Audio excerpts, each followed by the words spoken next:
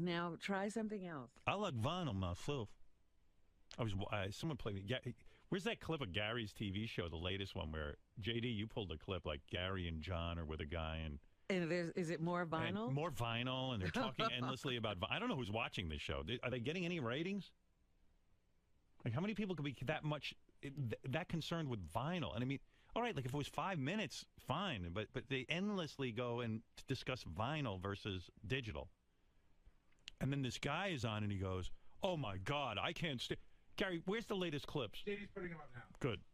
It's so fucking whacked out, your show. But I mean, it's crazy. But just because you're not into something, why can't somebody else be into it? It's got to be the most narrow cast I've ever seen for cable television. I don't think so. Really? How long is the show? An hour? No, it's a half hour. So it's like 22 minutes. It's like a half hour with this guy. Which guy? This guy that I'm listening to on your show, who's like playing you vinyl. Oh yeah. Guy's a loon. You know where we found him, by the way? Yeah. Who is he? Friend of 𝗦𝗵cie𝗄𝗿𝗱's. Yeah, either that or he's a homeless guy. No, he's a guy. He lives in New Jersey. He's got like a $250,000 vinyl, turntable setup, and he's really into vinyl. $250,000. Yeah, he's got like a turntable that costs $50,000. Special. But how does he make money? I don't know. He writes about this stuff. He writes on websites and stuff. But I don't know how that's how he makes. Oh, it's so annoying. No offense, I know you're excited. Oh, none taken. And by the way, every time I tune into channels and I hear Gary promoting this show, and it's like fine, but. I don't care if the guys promote, but Jesus Christ. What do you mean every time you tune in the channels? I don't know. I tuned in this weekend, and it was you on there, I guess, like going, and don't forget VH1. I think we do it once or twice a week at the end of the wrap-up Must be every time I tune in? Yeah, you must be getting the same time. That happens to a lot of people. I was like, wow, yet another. Here comes JD. I can hear him. Yeah. I just don't know that there are that many people who care about this topic. I mean, you saw John Varvatos. He cares about it. There's a lot of people. Yes. Would he watch a whole TV show about it? Well, the whole show is not about it. Just this particular one was. Mostly. I was thinking your show needs Ann Curry. You should hire her. What is it, JD? JD2 in red. Oh, you got to hear this. This is the greatest clip ever. You got to hear this guy, and John and Gary are right in there with him. Well, let's get right to it. You're one of those guys in the age of digital and CDs and MP3s. You're a guy who still champions vinyl. Yes, from the beginning. You're a guy who still champions vinyl. Champions vinyl. Well, listen to this guy. He's so excited that someone showed up at his door. I did. I was all for digital at the beginning. I was primed to love it. I went to an AES and heard the first CD player demonstration. It was Roxy Music's Avalon, my favorite record. Great record. He went to where? CES and he... AES. AES. I don't know what that is. He went to AES and he heard his first digital and he was excited and he heard Roxy Music. Great record. It's not a great record. That is a great record. No, Avalon. If you're Meg Griffin, it is. Avalon is a great album. Okay. But Howard, this is opinion. Whatever. I guess it's the same opinion that says, hey, let's do a show about vinyl versus digital. So nobody bought that. Nobody bought that record. No, I'm sure some people did. A lot of people did. Yeah, not me. So that makes it bad. Yep. You got it.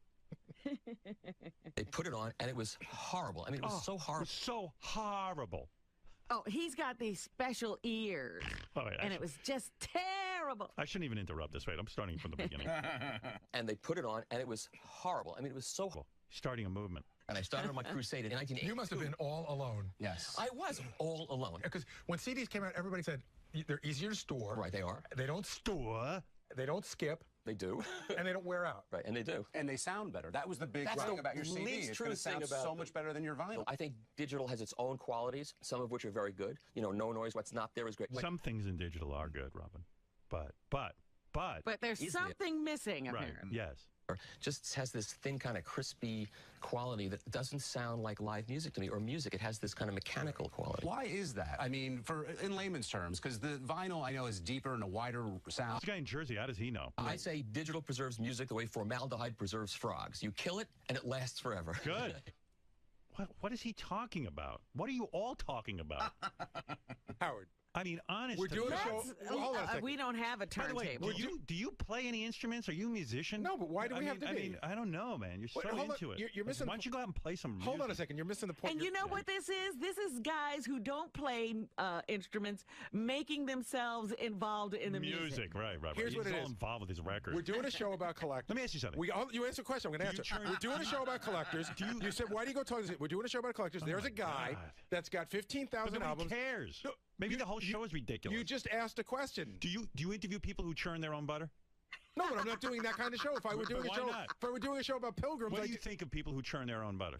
I think it's funny. I mean, I think it's ridiculous. I right? think it probably would taste better, but it's a lot of work to get there. Yeah, exactly my point. He's got his $250,000 records, and good lord. Well, you know, John Varvatos hit it right on the button. It's not that you can't. No, It's he not didn't. one. No, it's not one or the other. It's fine. Listen, John was saying there's a time. Does it really matter? Again, you ask questions that you don't want I answers didn't ask you a question. You're just here talking. I didn't even ask you to come in. You fucking walked in. You said, would I want to churn butter? And that's all I asked you. But you're making the analogy. Did I ask you to come in? Tell the truth. No. No. So what are you doing in here? Well, then I came and you asked me a question. if you're going to tell me I'm an asshole, if you're going to tell me I'm an asshole and I'm boring, I'm going to answer you. Now the guy gets all excited because they're going to do a comparison. Wait till he gets to his record. And then Gary or John goes, oh, I love that sound. You know when you put the needle on the... Yeah, I would have taken the album and banged it over his head. Yeah, I would have smashed it over both of them. I just got to hear how you guys react to the vinyl. So much better. All right, so now you're going to give this to us on vinyl. This is the 12-inch vinyl single. I love that sound. Shut up. We actually enjoy this. Yeah, well, that's a problem. I thought that you're wasting time with this show is fucking upsetting to me. I feel like I should be wearing a members-only jacket, though, as I'm listening to the song, to be honest with you. I've heard that song a bunch of times, and I heard stuff in that vinyl version I've never heard before. Oh, shut up, John. First of all, there's a lot of interesting percussion stuff going on. There's a lot of like little conga stuff. Gary, you're such a fucking dick. Conga stuff. There's a lot of conga I couldn't hear in the digital. You're lying now. Now you're outright lying to your audience. We just made it up. Yeah. Yeah. What did John hear? Did John say what he heard? John heard a bumblebee in the background. There was a rat in the studio. Did you hear the squeak? Can't you hear the squeaking of the rat? Why would anybody talk when you guys have a point? Retarded. This song doesn't sound better on vinyl. Sounds better with the volume That song off. doesn't sound better, period. Little timpani stuff. But I think the thing that jumped out at me that I never heard before is throughout the whole song, there's this little guitar riff. Guitars. Yeah, it's like ding-a-ding-a-ding-a-ding-a-ding. Yeah. And I never heard that before. It was all sort of squashed in. There's just so much going on. And You're of course, lying. You're a fucking liar. We're not lying. Yeah, okay.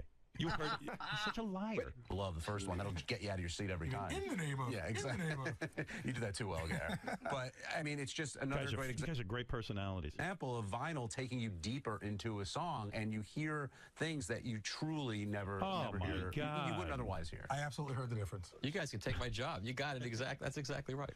What's his job, by the way? He writes about audio. Vinyl? Well, no, he writes Telling about... people what you hear on the vinyl as opposed to the digital. I guess nobody cares what he version. does. What is this guy? What does this guy want? Does he want a world where we go back to records as opposed to digital? No, I think he just wants people to know. Why is it? Why does he want them to know? Why does he want them to know anything? When people are perfectly satisfied with digital, why does he want them to know? He wants them to know that they can, I don't even know. Okay, let Gary finish the sentence. What does he want them to know? You heard, what's the episode? You don't have an answer. I have an answer. Okay, go ahead. He wants people to know that, yes, CDs are better for, being portable and all that stuff, and there's nothing, CDs aren't awful, but vinyl does give you a fuller sound, and there's just an alternative. That's it. That's what he wants. John, am I off on that, or am I about right? So I believe that if I churn my own butter, it probably will be a little bit better. Might be a lot better. Yeah, but It'll take time to get it, but it'll be better. But do you think I should sit home all day and churn butter, or should I just accept what's in the store? That's your choice. Yeah. Okay. What do you think? What do you think your choice would be? I'm going to be very honest with you. You can mock me. No, you can mock me all you want. I do have a setup at home. No. About butter, I asked you. I didn't ask you about butter. I don't care enough about butter to churn my own. Right. But I do listen to vinyl at home from time to time. You know what I'm going to buy you? A butter churner. Wow. So you can churn your own butter. Buy me a turntable. Right. You want one? I'll get you one. I have one. All right. And John, I'm shocked at you. I always thought you were honest. Yeah, in other words, John, I know Gary's an asshole, but you, I'm shocked at. Yeah. John, do you have vinyl? Yes. Of course he does. He's built like a guy who sits home and listens to vinyl. How much vinyl do you have? How about hitting the gym instead of listening to vinyl? Not as much as Gary, but when I was listening to that record, I hate that song, that Thompson Twins song. Right. I will say that, but I did hear stuff during the vinyl one. I'm not lying. I really did. Then when I heard the CD. What did you hear again? I heard, like, you hear all these different instruments and these different guitars. It's just Yeah, you hear a bunch of people wasting their time. Right. But it's not about whether you like the song or not. It's just that there was a difference. That was the point. Are they going to continue your TV show, or have they broken the news to you yet that it's a complete horrible show? Not yet. Yes, they called us the other day. It's a complete horrible show. Oh, Gary. good. Did they? And then they sent us flowers. Glad to see. Did they send flowers? Oh. They called us a couple of weeks ago to tell us we were the highest rated show on VH1 Classic that week. So the second week. So then I guess they're going to renew it. Oh, God, is there more people with vinyl out there? Hey, Robin, I've been thinking about our careers. Like, would you co-host the show with me and we just visit people who sew their own clothing as opposed to buying it in the store? Yes. Howard, Oh, my God, it's so much more beautiful sewn by you. I love, like... Now, here's the store version. May I say something, Howard? Can I just get 2 seconds to say something? Here's clothing made by 𝗪𝗪𝗻, and now here's clothing made by you, the same exact outfit, and I can see every color. You know what? I'm seeing things in this dress that I didn't see in the other dress. Howard, can I just... All right, you got the job. May I say one thing, please? Why, you jealous of Robin and mine's new show? I'm just begging. No, I want to make a point. We go around and we talk to collecters. It just so Are you going to claim that you just said, let me just fucking finish a sentence. We go around and we talk to I'll overtalk you. I don't give a shit. I'll talk over you. I didn't ask you a question, Gary. You interrupted. I said, may I say something? And then you said, talk too much. And then you said, okay. And then you get 4 words out and you fucking talk over me. The show is not sick of about this. vinyl. We go and talk to collectors. It just so happens that there are 2 episodes where the collectors were big on vinyl, right. but we talk to other... It's not just a vinyl show. Great. What other kind of things, then? Because what we hear is vinyl. John, who else did we go and see? We saw a guy with a collection of celebrity hair. You ever talk to people who collect microphones? We have not yet, but we went to a place... Robin, we should do that. There you go. That's what we'll do. We'll find everybody You think in it's the weird to country talk to people who are who collectors? has microphones. We do have an you know upcoming what? segment about that, actually. You know why? Because I'm thinking of, instead of using a microphone, I'm just going to go door to door and do my radio show because it sounds better. Right. Because you can hear every word I have to say. I prefer it that way. How about people who collect speakers? We may find one of those. Hey, that was our idea for our show. Robin, call VH1 Classic and see if I can't get a show doing that. We already have some stuff lined up for next season, man. I met a guy who pumps his own water out of a well. How about He people? has a divining rod. I like that they found 2 guys who collect vinyl. It was such a good topic, they went back a second time. It couldn't be covered, like 60 Minutes barely covers something twice. But these 2 found vinyl. The vinyl is so fascinating. Yeah. Do you have a book that you write stuff in? No. You don't anymore. You don't write stuff in a book at all No, anymore. I'm completely electronic. Okay. All right, Why would what's your- anybody what's write your anything? But would anybody? Wouldn't it be stupid to write anything down? Why would What? somebody? Why would Well, in somebody your write? world, yeah, that's why you're not fucking organized. Why would somebody write something when they could just put it on a tablet? Why do people still write? Because it's quicker sometimes to write. This is a very sometimes logical answer. If you have a sometimes piece of paper handy, it's sometimes harder it's better. to get to your computer. Sometimes it might be better for that person. You're going to compare writing on a piece of paper? I'm just saying that sometimes people make choices that are better for them. Is so fucking dumb. It's ridiculous. Well, you've deemed it dumb. The reason I sometimes write on paper is because I can't get to my computer fast enough, and I have a thought, so I write it down on paper, and then I bring it to my computer. So it's better for you. Not that it's better. It's the only thing I have available.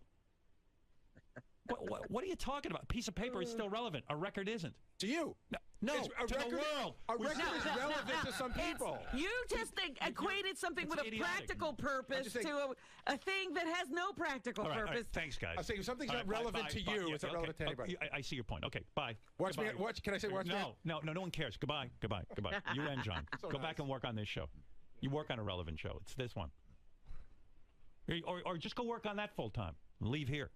Boy, I heard the timpani Oh, I can't and believe some what congas. Oh, it's brilliant. John, you took your beating, your weekly beating that this is turning into. Another day at the office. Gary, Yes. does Howard really have a disdain for vinyl collection, or does he just have a love of breaking your balls? I mean, is this solely because it's you? If this was someone else's show, would he not be this angry and pissed off? I think all the elements come together. He likes breaking my balls. He hates vinyl. I think if it was someone else's show, he wouldn't talk about it because it's our show. It's fun for him to fuck with it. I was asking your partner in crime, John Hein, about the premise of this show. Can you see it from the other side, from Howard's perspective? Is it a little silly?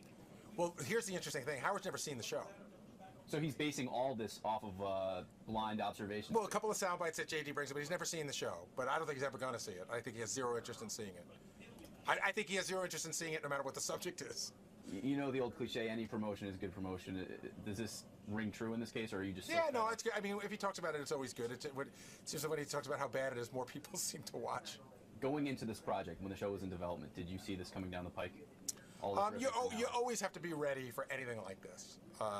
Was I positive this was going to happen? No, but do you think it could happen? Of course. But the 𝗻𝗁𝗏𝗏 alliance is still strong, unbreakable? Yes, we're like Heisenberg.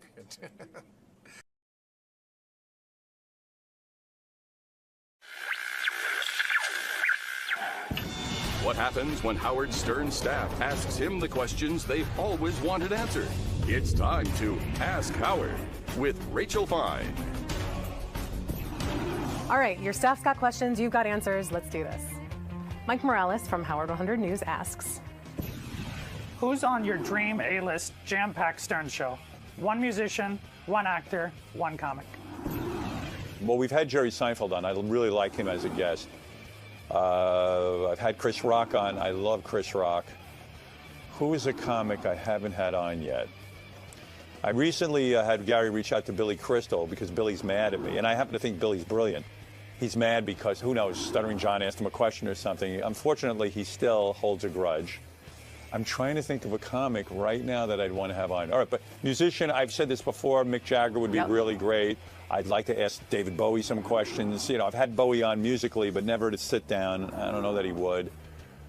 So that would be interesting to me to ask Mick Jagger about the process of writing songs and his life. And you said comedian, an actor? Actor. Any popular actor is a good guest for our show. You know, Brad Pitt would be good for our show. Jack Nicholson would be awesome for the show. And I know Jack a little bit. I've actually had dinner with him a few times, but I don't know why. I guess he just, you know, maybe he's just old that he doesn't care. He's done it all. Those kind of classic guys who have had long careers and have been in incredible movies and had incredible roles. I mean, I would have liked to have interviewed James Gandolfini after The Sopranos because I think he was so brilliant in it. So, yeah, Jack Nicholson would be one, the Stones, and comedian-wise, who the heck is out there that I haven't spoken with that I want to? I can't think of one off the top of my head. Gotcha. No. Question from Scott DePace at Howard TV. Do you want to go golfing with me sometime? No, I am not a golfer. And Scott is probably the biggest proponent of telling people that I didn't hit a 300-yard, what is it called, a drive or a putt? I don't know what the difference is. A drive. Okay. And the putt's the short thing. But I went on a driving range, and this is what the pro told me, and this is what Jimmy told me, that I was hitting it out about 300 yards. I'm not making that up. I mean, he can't deal with it. I don't want to golf with him. I never want to play golf again because, number one, I'm sure I could never duplicate what I did. Right. So then he'll be like, I told you can't do it. I don't know that I could do it again. I was in the zone. No one was really paying attention to me. No one was putting any pressure on me. And I was able to whack the ball. So Scott thinks I'll get out there, play with him, and he'll humiliate me, which probably he will. I don't even know the rules. I don't even know what it is I need to do. And I would also be miserable out on a golf course. I would be sitting there the whole time thinking about what else I should be doing. Yeah. Yeah. It's a tremendous waste of time for me. Question from Jason Kaplan. Jason asks, everybody always dreams about being rich. When you first got rich, what was the one thing that you were dying to buy that you were finally able to get? I never felt wealthy. I never felt that I was a wealthy person. I think like a poor person. I grew up with parents who lived through the Depression, took the worst of the Depression, had absolutely nothing growing up. When I say nothing, I mean, where's the next meal coming from? We can't pay rent, we have to move. They get shoes off a cart, that whole thing. My mother had one pair of underwear, never had a doll, never had a toy. And I have taken all of that in as if it happened to me in some weird psychological transference. So to me, my main concern making a living was, would I be able to provide for my family? Would my children be able to go to school? So being able to pay without having to worry for a house, a car, food, and for all the basics is what turned me on about being able to make a real living in radio. And I never expected to make a living in radio, never thought I would. I was shocked when I was making $250 a week, and I got the job in Detroit for $30,000 a year, and I thought my world was complete. So money wasn't the big motivating force in my life. was there ever an impulse purchase that you went, I've earned this, I've gotten this far, I want to buy this thing? I don't make a lot of impulse purchases. I'll buy anything for my wife. I'll buy stuff for my kids without thinking about it for a minute. For myself, rarely. A couple of years ago, I bought two nice watches, one of them being this one, and I felt guilty for days that I bought this. This is a, what is it called? I know so little about them. A Luminor, you know, Panerai. It's a good watch. Yeah. It's not even, in terms of watch aficionados, it's probably not that expensive, but it's more than I would spend on a piece of jewelry. And I don't make, when I started to make a pretty good living, I went out and bought a Jaguar, and I had that car when my kids were young, and that was it. You know, I don't care about cars. You know, that was it. I'm just not an extravagant human being. That was great. Thank you so much. I thought that was really informative. I agree. I learned a lot about myself. Me too. Yeah.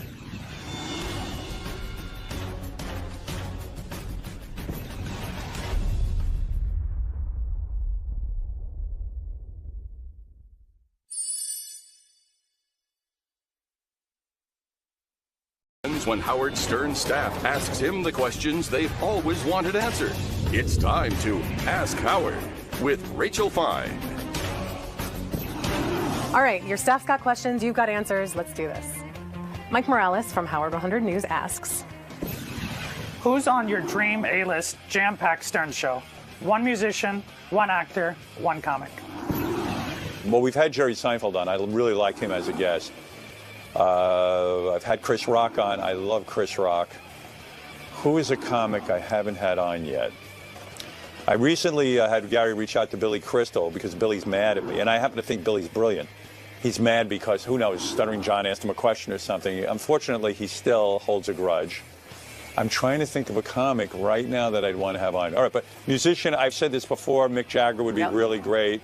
I'd like to ask David Bowie some questions. You know, I've had Bowie on musically, but never to sit down. I don't know that he would. So that would be interesting to me to ask Mick Jagger about the process of writing songs and his life. And you said a comedian, an actor? Actor. Any popular actor is a good guest for our show. You know, Brad Pitt would be good for our show. Jack Nicholson would be awesome for the show. And I know Jack a little bit. I've actually had dinner with him a few times, but I don't know why. I guess he just, you know, maybe he's just old that he doesn't care. He's done it all. Those kind of classic guys who have had long careers and have been in incredible movies and had incredible roles. I mean, I would have liked to have interviewed James Gandolfini after The Sopranos because I think he was so brilliant in it. So, yeah, Jack Nicholson would be one, the Stones, and comedian-wise, who the heck is out there that I haven't spoken with that I want to? I can't think of one off the top of my head. Gotcha. No. Question from Scott DePace at Howard TV. Do you want to go golfing with me sometime? No, I am not a golfer.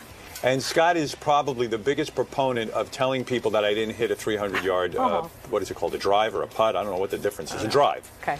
And the putt's the short thing. But I went on a driving range, and this is what the pro told me, and this is what Jimmy told me, that I was hitting it out about 300 yards. I'm not making that up. I mean, he can't deal with it. I don't want to golf with him. I never want to play golf again because, number one, I'm sure I could never duplicate what I did. Right. So then he'll be like, I told you can't do it. I don't know that I could do it again. I was in the zone. No one was really paying attention to me. No one was putting any pressure on me. And I was able to whack the ball. So Scott thinks I'll get out there, play with him, and he'll humiliate me, which probably he will. I don't even know the rules. I don't even know what it is I need to do. And I would also be miserable out on a golf course. I would be sitting there the whole time thinking about what else I should be doing. Yeah. Yeah. It's a tremendous waste of time for me. Question from Jason Kaplan. Jason asks, Everybody always dreams about being rich. When you first got rich, what was the one thing that you were dying to buy that you were finally able to get? I never felt wealthy. I never felt that I was a wealthy person. I think like a poor person. I grew up with parents who lived through the Depression, took the worst of the Depression, had absolutely nothing growing up. When I say nothing, I mean, where's the next meal coming from? We can't pay rent, we have to move. They get shoes off a cart, that whole thing. My mother had one pair of underwear, never had a doll, never had a toy. And I have taken all of that in as if it happened to me in some weird psychological transference. So to me, my main concern making a living was, would I be able to provide for my family? Would my children be able to go to school? So being able to pay without having to worry for a house, a car, food, and for all the basics is what turned me on about being able to make a real living in radio. And I never expected to make a living in radio, never thought I would. I was shocked when I was making $250 a week, and I got the job in Detroit for $30,000 a year, and I thought my world was complete. So money wasn't the big motivating force in my life. Was there ever an impulse purchase that you went, I've earned this, I've gotten this far, I want to buy this thing? I don't make a lot of impulse purchases. I'll buy anything for my wife. I'll buy stuff for my kids without thinking about it for a minute. For myself, rarely. A couple of years ago, I bought 2 nice watches, one of them being this one, and I felt guilty for days that I bought this. This is a, what is it called? I know so little about them. A Luminor, you know, Panerai. It's a good watch. Yeah. It's not even, in terms of watch aficionados, it's probably not that expensive, but it's more than I would spend on a piece of jewelry. And I don't make, when I started to make a pretty good living, I went out and bought a Jaguar, and I had that car when my kids were young, and that was it. You know, I don't care about cars. You know, that was it. I'm just not an extravagant human being. That was great. Thank you so much. I thought that was really informative. I agree. I learned a lot about myself. Me too.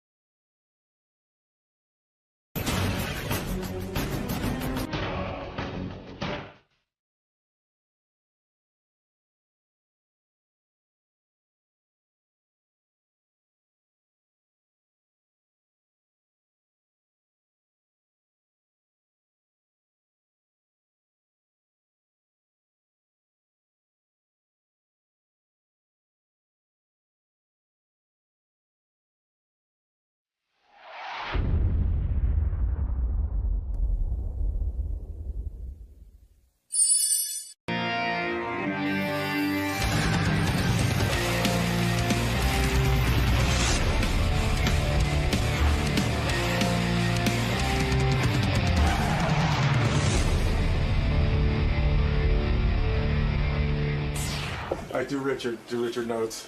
So he said he cries every time he comes on the show, that you make him cry. Yeah, why? You know, He doesn't you cry. just hit him. But in everyone the makes him right cry. I'm going to tell him. I think the first thing you have to discuss them is that the crying loses its value. Because Give me the list of appearances you've done in the last month where you didn't cry. Sure.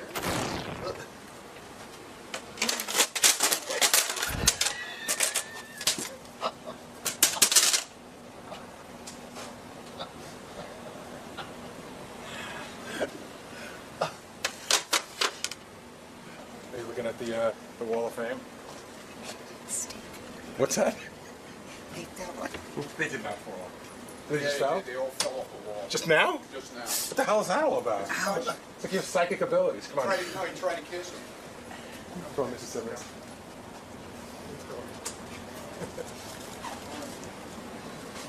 Come on, because I got to talk to you before we go in.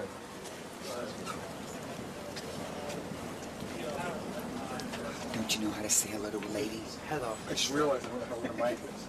Richard, you know, one of the things I realized is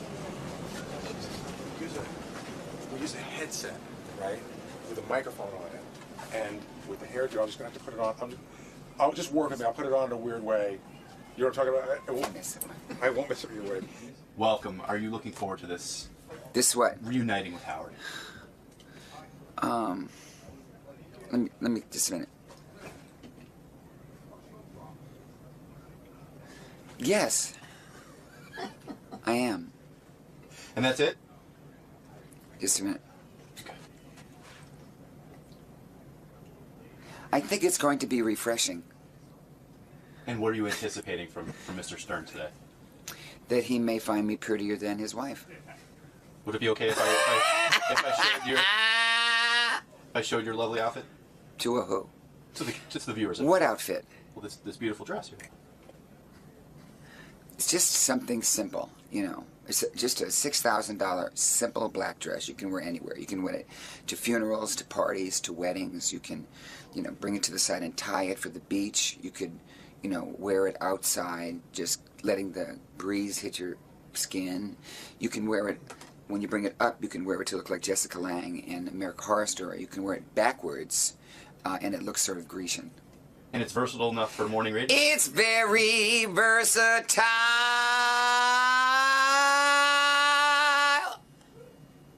All right, we'll see you in the studio. So Richard Simmons is here. We're going to start with him. He's here early. We've got such a packed show, we had to squeeze him in early. All right, let's Richard, predict how long it will be before he sits down and cries. Oh, wait, there's a very pretty girl out there. That's not Richard. What? That's a pretty, pretty girl. What a pretty girl. Who is this Did beautiful he take his own advice and get a new do? Who is that beautiful young lady who just walked in? Hi, sexy lady. Looks like Lady All right, Gaga. Just come on the microphone. Lady Gaga's here. Lady Mama. All right, come over here because it's not. You're on radio, Richard. I mean, ma'am. Lady. It's a beautiful young lady with beautiful purple hair and gorgeous dress. Hello. What is that, darling? Hi. Just sit down because Are you're you wasting gonna time. I want to talk to you. Hi. Richard, you're in full drag. How long does it take you to get in that outfit? Seriously, because you have a beautiful wig, and even your nails are done. And those are, I assume, what, like They a aren't fake press-on nail? nails. A press-on nail? Yeah. Did you go to a salon and get those nails? No, I did not go. I did it in the room. It took me 5 minutes. A press-on nail? Yeah. You want to see? Look, try one on. No, I don't want to touch it. It's disgusting. No, come on. No. Let me wash it. No. Please, Jesus. Yeah. The man does not like to be touched. When you dress in drag, why not titties? Why flat-chested? Seriously, did you give consideration to stuffing your bra? Howard. Seriously, to No, make the this is illusion. not serious. This is not serious. This is not. This is pretty serious. I think this is It's like not first of all, Halloween. What is it? I think we're meeting the real you. I'm happy to be here. I'm happy to have you. No, Thank I really you. am. I've missed you. Let me ask you something. Why would a heterosexual man like yourself, seriously, dress up as a woman? And I know, listen, I know it's just one thing. you're It's just one. heterosexual, and I know you love women. No, listen to me. 13 million. What? 13 million what? That's how much. That's what it cost when they wanted to do this. No, what I'm saying is, it cost. People give me 13 million. Robin's here. Do you have a doll collection? Robin, hi. I miss you. Hi, Do you have Richard. I miss you too. Do you have $400 in your collection? $2,200. $2,200. Yeah. I was saying, here's a guy. Where do you keep You're those as masculine as anyone I know. You love girls. You want to get Can you married. take this off of me? Why do you wear it? What is he taking He's off? taking off his jewelry and his woman's outfit. Could you take off your wig so I can put a pair of headphones on you? So you can hear Robin? No wonder he's Look what I screaming did so for you. loud. Wow, Come a on. skull shirt. You like skulls? Huh? I like your skull. If anything happens to you, I'm going to lick your skull. I want to own it. Richard, I was reading about your shorts. Do you own 400 pair of those shorts that you Now love it's to wear? about 600 because people buy. Are they flammable? In other words, I heard that they can light It's a on little fire. purple bag. Hold on. Where Richard, is it? Richard, focus on me. Okay. Put on headphones. La la la la la la. I Put love Howard. Yeah, because he's all over I love Howard. Now what is he doing?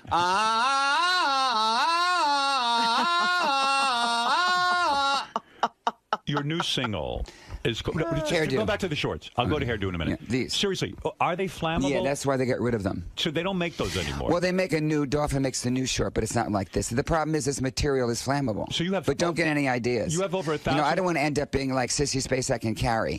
Stop! I don't want to go to the prom, Mama, please. Richard, you have over 1,000 pair of dolphin shorts. Yeah. And when you heard they were flammable and they weren't going to make them anymore, is that why you went out and bought 1,000 pair of No, I don't have the. No, these I've had for years. You've had for years. Years, and then people will clean out their garage and stuff, and then send me stuff.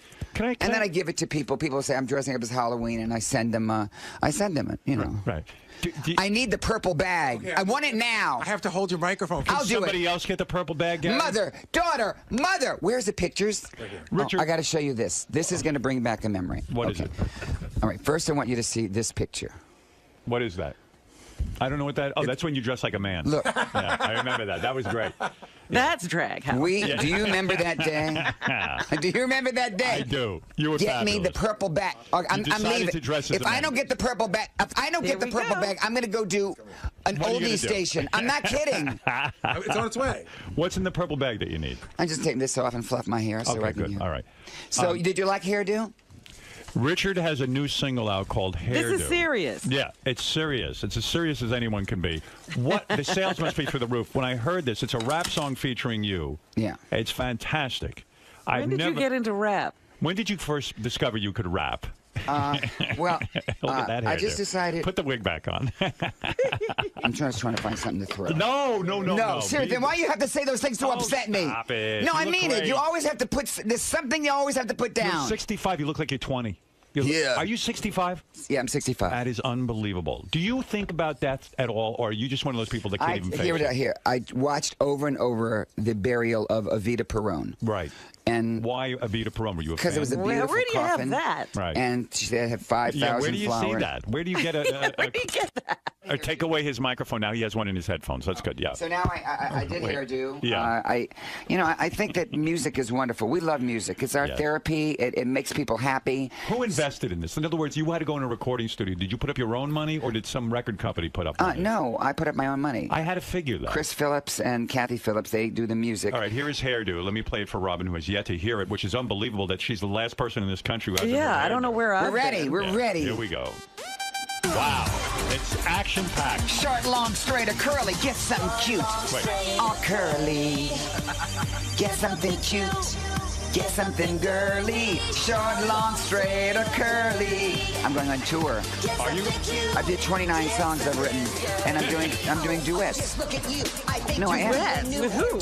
Short, long, straight, or curly. Get something cute. Get something girly. And now for a buzz cut, a French I'm twist. going to throw up.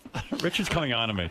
No, that would be Richard- the last day that I would do that. I would rather be celibate and go into a seminary. I was watching an appearance, several appearances. You've been on TV a lot lately. Yeah. I watched you on Jimmy Kimmel. Yeah. I watched you on Home Shopping Network. I'm on JTV, jewelry television. Jewelry television. Thank you, Robin. And Richard, you know, you cry at the drop of a hat.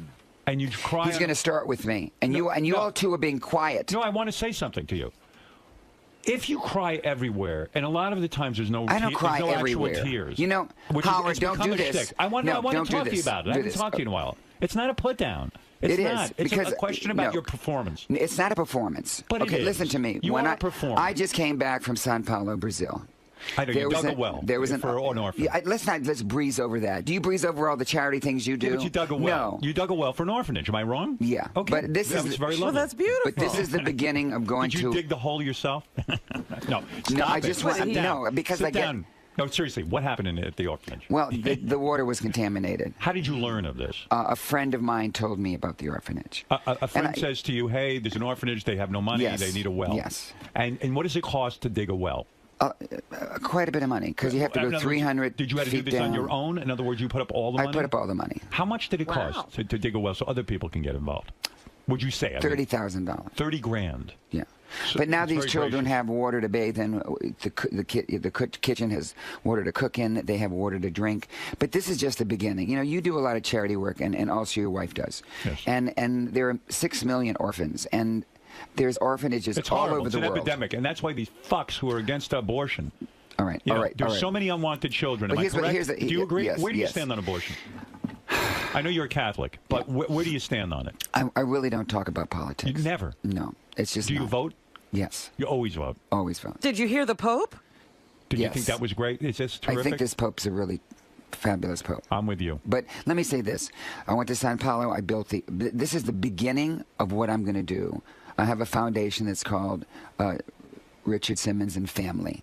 And every month I'm going to do something like this. No, this is wonderful. But what I'm saying is, and I didn't mean it as a put down, but if you cry about everything on every My life show- is very emotional, Howard. Is it? Yeah. Okay. You sit Are you here. But you cried about the jewelry. No. I cry. You well, you know cried- what? You cried about your new jewelry Okay, collection. when someone calls up and they're overweight and they're very depressed and they say, I bought this bracelet because it says hope on it and I need hope. You've known me for decades, Howard.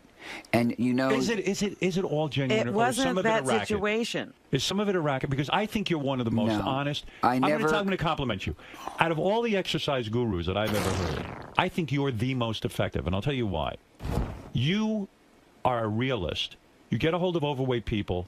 You start them out slowly. You give them hope. You hang with them, and you exercise them in a reasonable way that keeps them in the game.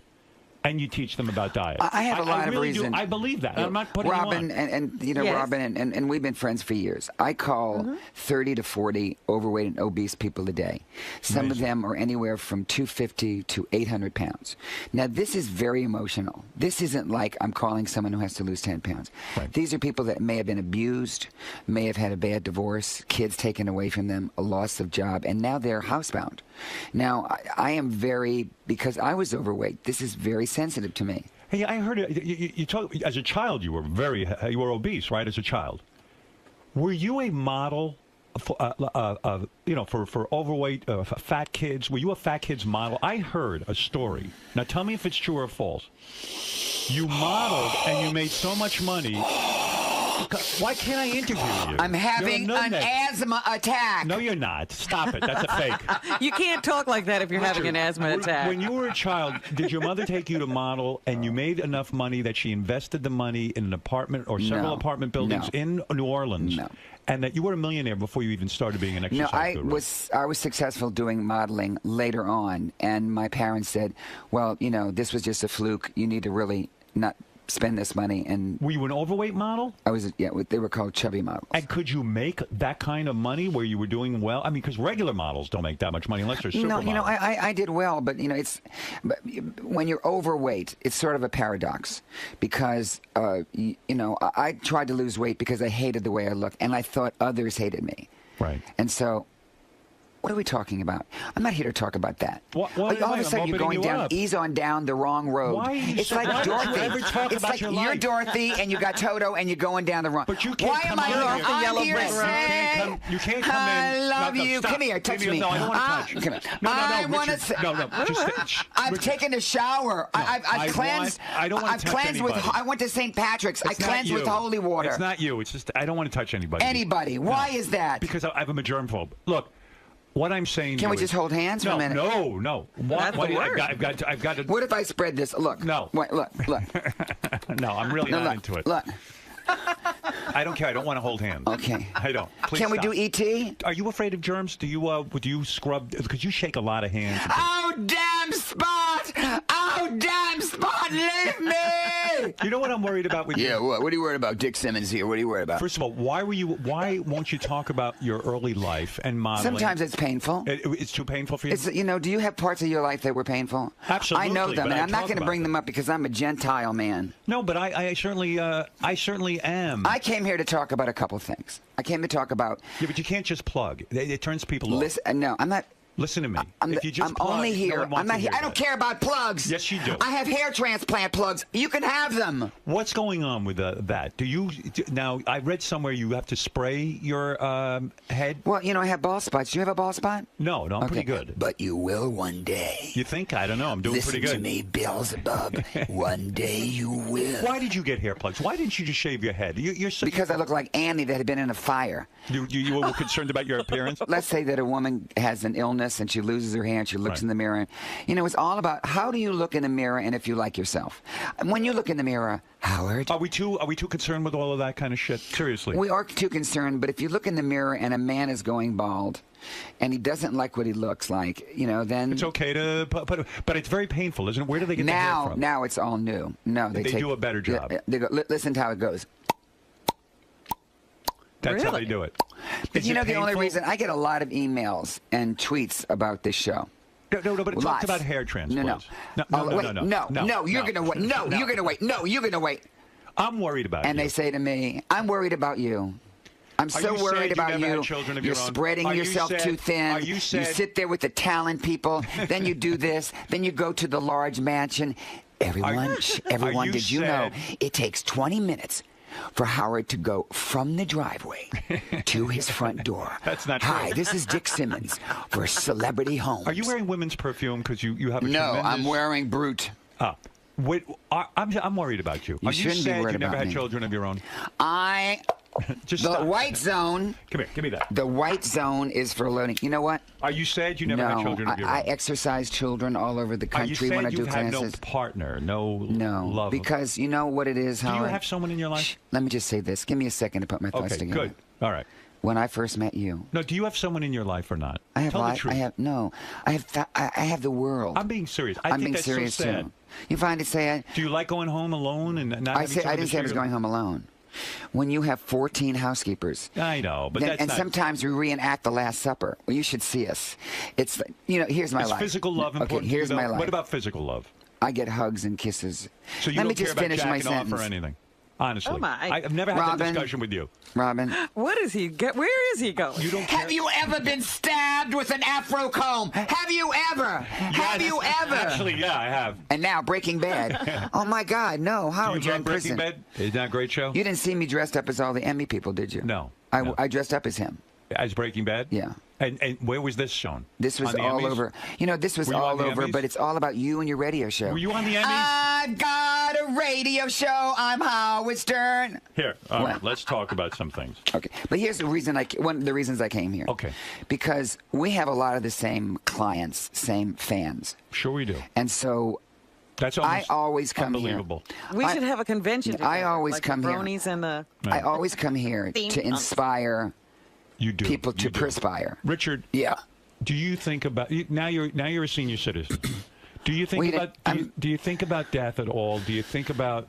Here's what I think. Are you scared of? Like, No, do you think there's an no, afterlife? No. Here's what I'm thinking. Do you believe in an afterlife? Here's what I'm thinking. That I don't want to die. Right. Like no one else wants to die. Right. But No one God does. has this little book when you're going and when you're coming in. Right. And I just try to live my You life. believe in a personal God? I believe. No. Seriously, do you believe in a personal God that I you're going think to there die is- and you're going to meet yes. a guy up in the sky? Sort of like that. Yeah, you do believe in that. I believe I could fly. Do you believe that? I believe. Can I just hug you? No, like I know you loved your mother, and I mean, do you believe you'll go to heaven and see your You'll mother? be and- reunited do you with believe her? that? No, you know what my true belief is? That you Yeah. have your heaven or hell right here on earth. I agree. See, I think. And Can I then come what hug you? happens? So No, you no, die and please. it's In other over. words, so no one can touch you. I don't want to So be you're like touched. the untouchable. Is that I it? just don't want to be hugged. Okay. And then I don't want to smell like your perfume all Can we day. just hold hands for a minute? No, I don't want to hold Can I your touch? hand. Can I No, touch no, your can I outfit? interview you? How long we know each other? Do you remember? What were the years that you were back at that studio? Oh my God! I mean, I guess How long? we know each other from You the were 80s. there in the right? early Okay. days. Yeah, the early days. And do you know something? What? I love you. I love you too. Let me tell you. I love your nose, your cheeks, your hair. My nose. I love everything about you. I love your hands, your toes. Would you get it on with me? If I gave you the okay? I'd rather vomit. Is that true? Am I not your type? No. I love you as a brother. You would never blow me, and I could never blow you. Is that what you're saying? No, that was- Where are you going? No. Oh, he's out of here. Don't put your wig on. No, I'm You know, Robin was ill. I don't know if you heard. I prayed for Robin. Yeah, I so talked put to your Robin. headphones back on. Robin, needed some time. When by did he talk herself. to me? When did you talk to Robin? She said you didn't talk to her. Robin, I No, called you. put and them on so we can hear you. I don't know how to put him on. Let me help. Wait a minute. He said he my heart- called me and we talked. That never happened. You're going to break the mic. Oh, my God. Oh, what is he doing? He's breaking the mic. Now, Gary. No, I called Robin. But Yeah. you know, Robin. He didn't talk No, it's to okay. me. He's I back on. called you one day at home, Robin, and I asked you out for dinner. Oh. You That's are. true. That No. was years ago, Rich. Well, so does that count? Dr. Anderson, Wait. is there's a my couple wife of going things. to live? Richard Simmons has a sparkle jewelry line, which I'm aware of because I played his Yeah. jewelry His jewelry appearance. Did you watch appearance. Yeah. Oh, we watched it. We played it right here on the air. We loved it. We loved it. Well, you know, I designed all that for my mother. I know. And so I felt that they were How pretty. does a guy like you, who's so fucking macho, how do you know how to design jewelry for I'm an women? illustrator. Are you? I started as a kid. I designed something for my mother, and then I'd save my allowance money and have something made. What do you do for fun? Do you travel? What do I do? I love to teach. I was in New Orleans yesterday. I What, love your to So teach. your exercise work is your class? I fun. love teaching. How I many love people making were in the people. class? That one was about 1,000. It was. And you still keep the price low. You charge people like $12 to exercise. At my studio. I still have my studio for 40 years now. No, that's pretty So I awesome. can't touch you. Can I touch anything that No, you've touched? I don't want to. You want to touch You know, something? if you want to hug Fred. No, Well, Robin, Fred. seriously, when you see Howard, do you hug him? Yes. Yes, he Well, hugged that's me. different. What's different? What's different? She's a woman. When a man loves a woman. Did you recently? Were you asked to be on Dancing with the Stars? Yes. Why did Why you would turn you it do down? that? Because it's hours and hours of rehearsal, and I have people to call. I have, You got I a have to busy try. life. I try to save lives. Would it be good for your brand to be on there? What are you doing? Yes, I think so. All right. I don't want to hang out with you like this. Okay, how about here? Why? Can you sit down, please, so I can properly interview you? But why won't I can't get close to you? I feel like we're in prison. All right. Let me talk to you Well, about you it. know, when he's on Jewelry TV, he doesn't harass the host like this. Robin, You know, a lot of people. Robin. I'll give you a fact about Richard. And you don't touch David Letterman or any of those people. By the way, if you want to touch something, Sal has something he wants you to touch. Oh, God, help us. Do you know that a lot of people don't remember that Richard Simmons won an Emmy? I don't remember that. Did you know that he won an Emmy? There's a fact that a lot of people was that. No, Sal. I don't want. He doesn't want to touch that. Sal, come here. Well, no. Come here, Sal. I want to ask Richard. Give me a Richard, hug. you're going to be sorry. No, I'm just giving him a hug. I love you. What did you say? Show Richard your penis. No, you said I love you, didn't you? I do love You want to see his penis? Did you ever hug? Did you ever hug? Do you Helen? want to see his penis? Did you ever hug? Kiss him. Kiss him on the mouth. Kiss him. Show Richard your penis. Get out of here. No, seriously. No, get out of here. Show it to him right now. Okay, I'm going to count to 10, Why? and then I'm throwing something. No, you don't want me to throw something. Why don't you want to see his penis? Get out! Get out of the store! Nobody. Oh my God! Oh my God! Get out of here. I thought I was looking at Thumbelina. What do you think of that? What do you want to answer me about? All right. I wanted to talk to you seriously about, first of all, Project Hope. I want to congratulate you on that. I happen to think it's a wonderful thing what you're doing. The fact that you built a well for an orphanage is pretty fucking great. And so And now I want to applaud that. understand this. You say, what is Project Hope? Project Hope is just cardio and toning and my food mover that's been around for decades. It's just all a program of exercising. You know, it's all about self-worth. Yes. If you don't have self-worth, you have nothing. I don't have self-worth. But if you have self-worth... You know what I say, Richard, now? It's self-love. But this one Who says that? Robin? I say that. Yeah. You have to well, love it's about yourself. if you have self-worth, you'll inherit the earth. And Guyan put this together for me, and you know... Let me ask you, because you're so giving, and seriously, when you do all this charity work, and even when you call people every day, at some point, doesn't it become draining? Because I've heard some people with you, especially obese people, who start to depend on you so much that, like, they can't even blame you. You become the new addiction. It's almost unbelievable the amount of time you have to put in with these people. I don't mind. That's what I'm supposed to be doing. Look You how don't much feel time. drained, or no, you look feel how much energized? time you get up at 3 o'clock in the morning and get here to help people. Why do you know. think a guy who was, you were beaten as a child, you got into fights, you were called names. Why do you think you're so loving and giving? If you had I think that I kind don't of time? judge people. I think that I love them unconditionally, and I think I want to help them because I helped me, and I haven't gained my weight back in all these years. See, I always felt an underlying anger with you that I don't think you've ever addressed. Anger? Have you ever been in therapy? You're talking about anger? Yeah, this is what I'm talking about. No, you're talking about Have you ever anger. been- Is that what you want? You want to see anger? No, stop. Fine. Stop. You want to see anger? I'm going to tell you anger right now, because now you're going to see Don't it. you take apart the You're studio. going No. to see anger. I'm going to bring Sal with his penis. If you just screwed up my entire deal here. Look at me. No, your cleavage is showing. Just tell me that you love me. I do love you. Tell me how much you love me, like on a scale of 1 to 10. A 1. A 1. I love you. A 1. Is that true? Oh, my goodness, I don't even think you can call that a one. I don't You know, I don't I'm love not you. loving what you're doing. I don't love you at 1. You know what I love you? We love the sinner, not the sin. No, you know what I love you? I love you at 15. You do? Stop that, Gary. Gary, Listen to it. you're going to love- knock us off the No, air. we're not. I love you in 18. All right, well, thank you. All right, now let me Going interview up you. as I we want to speak. talk about your jewelry line, and I want to talk about richardsimmons.com and all that other stuff. Gary, do you love me? I do. Now watch this. Watch this, Howard. Kiss him. No, look. Kiss him on the mouth. Now look at that. How nice. Wow, isn't that nice? That's nice. Well, that's nice. That was in Hostile. Richard, you... What is all this stuff? It's unnecessary. What is You this? should take that. It's Mambo. You'd like it. Yeah. What is it? It's a perfume for you. I It bought it is? for you, yeah. No. No, it's a cologne. Is this yours? Yeah, it's a delicious flavor. Hi. It's cologne. No, there's something wrong with this. No, it isn't. Wait a minute. Hey, I'm Were Dick. you bullied as a child?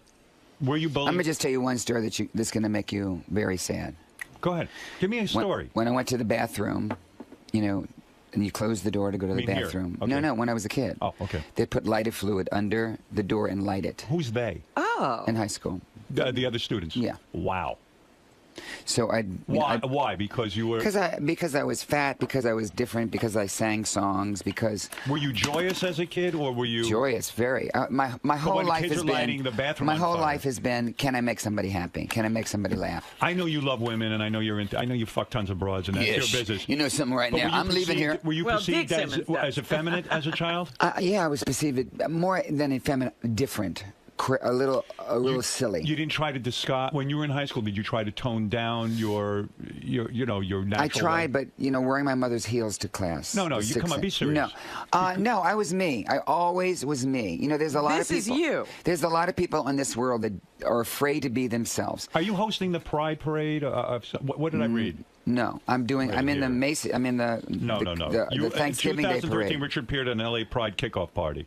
I went there and taught a class. You did? Yeah, taught an exercise class, and Was that a great day? gave a lecture about the smoking and the drugs and the drinking and how it was going to age them, and that, you know, it's okay to have a good time, but not like this. And then I said to them, you know, you have parents that cry themselves to sleep every night because they're worried about you. When kids would light the fire, you know, under the stall door. Did your mother and was your father dead already? No, I never told my parents. Why? I mean, I used to be hit with a baseball bat in elementary school in the head until I fell on the floor. But I never could tell my parents. You know, why? The thing is, why didn't you tell your parents? Why didn't I? Yeah. Because, you know, my father was 50 when I was born. My mother was 38. So I didn't want to do anything to upset them. But don't you go to a parent for protection? Don't you think that that is something, if you had a child, wouldn't you? I had to deal with it on my own. You did? I had to. And how did you deal with it? Did you fight? Did you physically fight? No, but words are the most powerful weapon. So this guy kept hitting me in the head with the baseball bat for a long time until I just said to him, I'm bleeding. I've done nothing to you. But both his parents were alcoholics. So, you know, it's the family tree. And you felt bad for him? I felt very sad for him that he came home and his father was drunk. And Did you go to college? Yeah. Where'd you go? I began in Lafayette, Louisiana. Then I went to Florida State, and they sent me on an exchange program to Florence, Italy. Did life get better for you when you went to college? Did you suddenly get accepted? I mean, it sounds like a horrible, horrible childhood. Well, I mean... Did you get accepted into college? You find the people in your life that accept you and love you unconditionally. But sometimes you have to go through a lot of people. Because back then, people weren't as accepting as they are now. Yeah, well, you know what? We live in a world now that's not very accepting. I hate to tell you that. No, it's not. You know, I mean, but a little more at some you know, places. just a little more. It's like our country doesn't treat seniors the way they should be treated. You know, we see an obese kid and we yell at them and call them names. That's not the way to do it. I mean, last week I put like 30 kids under the age of 18 on food programs, telling them like, "Oh, are you getting bored with this conversation?" No. I was actually, you know, it's like it was nice. I'll say, "Okay." I think this is the most honest you've ever been. Yeah, no fried foods for 30 days. Right. Red meat once a week. You know, portions. I write everything down. What'd you have for breakfast today? I had a little Raisin Bran because I had to get move your bowels. How many times a day do you move your bowels? Oh my! Seriously, now we're getting too personal. You don't want me to come over there, and then you talk about my bowels. Okay. This is how he gets close. No. I don't want to hug. Wait. Does Howard want to see you? Does Howard not want to see you? I want to thank Richard Simmons for coming in. I want to say, wait, no. For more information, Richard, I don't want to hug. Did you see Jurassic Park? Let me thank you first of all, and tell people for more information on the Richard Simmons. What is Richard there for? What is he there for? Let me do this. On the Richard Simmons project, Hope. Okay, and you can go to the website. What? HopeUnlimited.org. And that's where I'm building the wells and everything. Good for you. And RichardSimmons.com is another place. You know what? You're not aging. No, I refuse. No, I'm being serious, Howard. Aren't you nice? Thank you. Just a minute. I don't want to kiss you. I didn't ask you to kiss me. Yeah, but you're moving in like you want to kiss. I want to look more into your eyes, because when I'm in your eyes, it's just an ocean of love. Oh, that is just so silly. That is so Okay, when you're with your wife, do you say romantic things? Yeah. Like what? I said something romantic to her. I said, the other day, I said, thank you for marrying me. Okay, I asked you if I could do a charity event with your wife, and you laughed in my face the last time. I don't like people to laugh in my face. Do you want to find? Wait. Do you want to find a dead? Do you want to find a dead horse in your bed like The Godfather? Can I just say something? You're spitting all over me. You must calm down. Okay. All right, listen, Richard. Thank you for coming. I'm so glad you came. No, don't touch my hands. Okay, here. Thank you. No, don't touch my scarf. Don't touch my shirt. Don't touch anything on me because I don't want to smell like your perfume on me. I don't have perfume on. You do. I took a shower. No, I have. Perfume. Maybe the soap had a little. I just want to say thank you so much for coming in. Yeah. And I wish you luck. It's good to see you. It's good to see you. And I wish you luck with Project Hope. All right? I want you to say one little romantic thing to me. All right. Okay. No, see, just a little something. It hasn't to be long. I told you I like you. You're a good guy. All right? That's not enough. That's it. No, that's not enough. Stop it. Stop just it. one, I'll leave. You have coffee breath. I didn't drink coffee. Okay, listen to me. Look, I'm not going to touch you. We're too close. Okay, all right. How's this? All right, thank you. Wait, how's this? Yeah, right. Stop it. All right, I'm going to end this now. Is this uncomfortable? Yes, it's uncomfortable. No, just say something romantic to me. All right, I think you're a very good person. I really, That's not truly romantic. do. I think you're a great guy. What about my face? What about it? I'm saying... What am I going to say about that Go face? ahead. That fabulous face. Don't say anything. Oh, no, I know what you were going to say. What? No, I know, and that would be hurtful. What? We've been getting along so well right now. Why? All right, I'm going to say something romantic, okay? You want something romantic? I'll give it to you. You have beautiful balls. I wish I could tongue your balls. All right, you want to get romantic? Let's go. I wish I could. That was so unnecessary. What? I'm not. You just said let's do something romantic. Come in here and you say those things too. I wish I could take my tongue and run it up your balls. Gary, is that romantic enough? Just say something sweet about what? it. Do you think that's romantic, Gary? I do. Yeah. I wish somebody You're would. in trouble. I wish somebody would say that about my balls. What do you think of what I said to you? Does that turn you on? I think it was horrifying and disgusting. Why? You wouldn't like that? Yeah. Let me ask you. That's not wrong. You said you wanted something. Maybe 15 or 20 minutes more therapy. No, stop. I'm going to say something nice. Okay. You have a happy face, and I like that. Okay? All right. That's it. Can I have one little kiss? Can What? you act like Are you you just insane? Stop Wait, it. can I don't want to kiss you. Okay. All Wait, right. can I have a little? I want to thank Can I have Richard. a handshake? A what? A handshake. No. Would a friendly hello? He can give you a fist bump. Shut up. Want a fist bump? A friendly fist bump? No, don't touch my hand like that. Stop it. You're killing me. You're killing me. It really You're going to make the break like 8 hours. Yeah. Okay, let me just say this. What if I just lick your hand? No. Richard, I do love. Get over there. Get over there. And now, Planet of the Apes. Richard Simmons, everybody, and please go to richardsimmons.com and go to Project Hope Unlimited. Project Hope to Unlimited. help me with our children. All right, we'll be back right after these words. The great Richard Simmons, and thank you, Richard, for being here. I love it. I love you. Sal, you've shown your schlong to so many people over the years. Where does this rank? I mean, what's going through? Number one. It was amazing. What a great feeling. Are you a little upset that you watched the two schmegma? greatest moments in my life is when my children were born and showing my penis to Richard Simmons. I feel so good. And I kissed him. Are you regretful that you didn't have more schmegma on you this time? No, this was fine. This was just enough. And I've never had a masculine man like a macho man, look at my penis and throw something at it. It was pretty wild. I'm going to the bathroom. Do you have to come to the bathroom? Well, I just wanted to hear what Dick Simmons thinks about Howard Stern. I love Howard. If he was not married, I would marry him. There you go. I would just marry him. I love him. I can't think of too many people I can say that about. It's all white, like. Turn on the light. It'll be even whiter.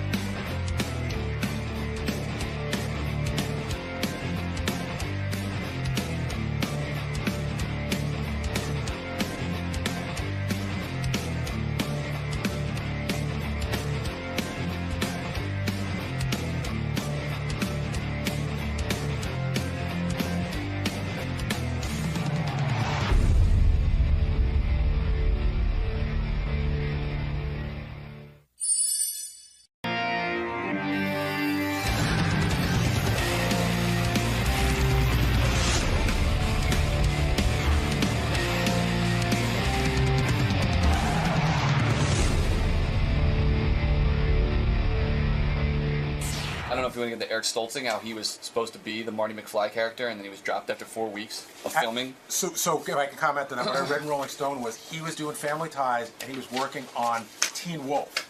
And he said he had to put the stupid makeup on every day. Yeah. And it just so happened in the same town they were shooting Back to the Future, and Chris McGlover was a good friend of his, and they went out one day, and he said he went back to his trailer, and he goes, I'm fucking in this shitty movie, and he's in a fucking Spielberg movie. And then 3 weeks later, they call him, and they go, hey, Stoltz is out, you're in. Wow. And they said they even thought about, they originally had him in mind for the part all along. Wow. Last thing is... So why'd they get Stoltz? That never is explained in the article. Michael J. Fox is here. I just had a bizarre thought, Michael. Hey, good seeing you. What's happening? You had a bizarre thought? I have bizarre thoughts every 2 seconds. Yeah, I was going to say. But if the show, good to see you. If the show is about, a guy with Parkinson's, which you have. Yeah, I'm cheating. But there are times, well, no, you're not cheating, but I just thought about this.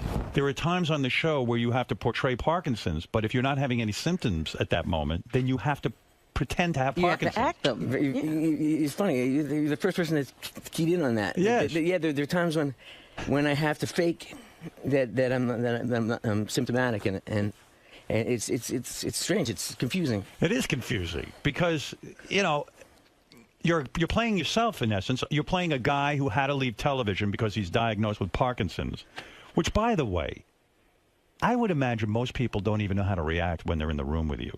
Like, do people start acting like, oh, I'm so sorry, I'm so sad, is it like a bizarre sort of change in life? People that don't know me do, but people that know me know I'm pathetic for a million other reasons. Because I always think of you as like your They should be saying, I'm so sorry all the time. Yeah, right. exactly. People should have been sorry before you got Parkinson's. Yeah, they really should have been. Yeah, were you a bad, like, I don't want to say a bad guy, but you, like you even dropped out of school when you were in the 11th grade. Yeah. Like, that's sort of badass to do something like that. When you go to your parents and you say, I'm dropping out of school. Yeah, my father was really cool because he was a military guy, and then he was in the police department for a while, and he was a no-nonsense guy. He was a no BS guy, and he thought acting in show business was really for weirdos and fairies. And so when I went to him and I said I want to drop out of school and move to the States and be an actor, he really surprised me. He just looked at me and said, well, if you want to be a lumberjack, go to the goddamn forest. So he drove me down. Wow. That's pretty nice. That's something you didn't expect, but, you know, fathers can be tough. I thought you were from a showbiz family. That's what I thought. Yeah. Because it seemed to me you came on the scene really young. Yeah, I was when I started Family Ties, I was 20. But I'd moved down to the States at 18, and I'd gone through 3 years of like the kind of requisite eating plain red macaroni and sleeping and ducking the landlord and losing my phone and all that stuff. When you got the job on Family Ties, it was sort of a miracle, right? Because Brandon Tartikoff, who was the head of the network, it was on NBC, right? Yeah. He said he didn't want you. You were too short. You didn't look right. This is what I heard. Yeah. That you didn't look right with the cast. Well, his line was to Gary Goldberg, who produced it. Gary was defending me and trying. After hating me, Gary hated me at first, right? And then I got back in with him, and then he became my champion. He wanted Matthew Broderick, and Matthew wasn't available. That was the story of my life back then.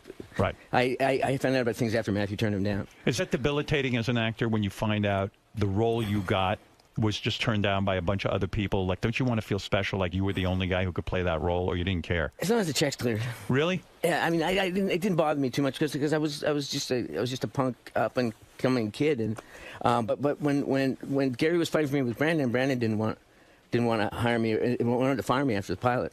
Wow. And he said I can't see this kid on a lunchbox. Wow. And so then later on, when after Back to the Future hit and stuff, I had a lunchbox made with my picture on it. And I wrote, here's for you to put your crow in. and he was really sweet. He kept it on his desk for the rest of his life. I love stories like that. Everyone who has some success in their life has a story like that, that there was always one guy who told you were never going to be successful. You mean you got as far as shooting a pilot, and Brandon Tartikoff wanted to take you out of that show? Yeah, because I essentially looked weird. I didn't look like Bobby Sherman or. Yeah, but in a way you did. I mean, you were this cute, young-looking guy who girls fell in love with. What does Brandon know is what we're learning here. Yeah, right. Isn't that so? With network executives and their thoughts. Well, that's one of the cool things is that Brandon is considered, and rightly so, like one of the geniuses of television. Right. He was. But yet he thought I was no good. And then he became another champion of mine. Well, of course. I mean, when you think about it, it was easy once he did. When the show went on the air, it was a hit pretty much right away. I mean, it built, but it did well, right? Well, we were kind of like, we had a following, and then the Cosby Show came on. They put the Cosby Show in front of us, and then we were huge. America's second favorite family. Yeah, and the show was originally written for Meredith Baxter Burney, who was it was really her show. You were sort of like one of the supporting characters. Right. And not only did you become not only did you get the job, but you became the central focus of the show. It became your show.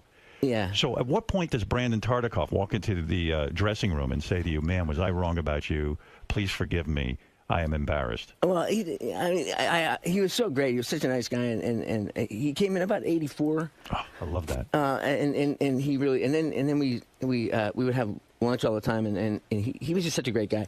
He started in Chicago, I think, doing like theme packages for doing the programming on a local station, and like having Gorilla My Dreams week with all the Gorilla movies, and he was a carnival guy. He was a real show business hustler. And this guy, Gary David Goldberg, he is that his name, Gary David Goldberg? Yeah. He what a great guy. When a network president says, "I want this kid off the show, get him the fuck out of the show," and then he sticks by you, man. I mean, Gary's amazing. Gary just passed away this summer, and he was an amazing guy. And how old a guy was he that he died? He was 68.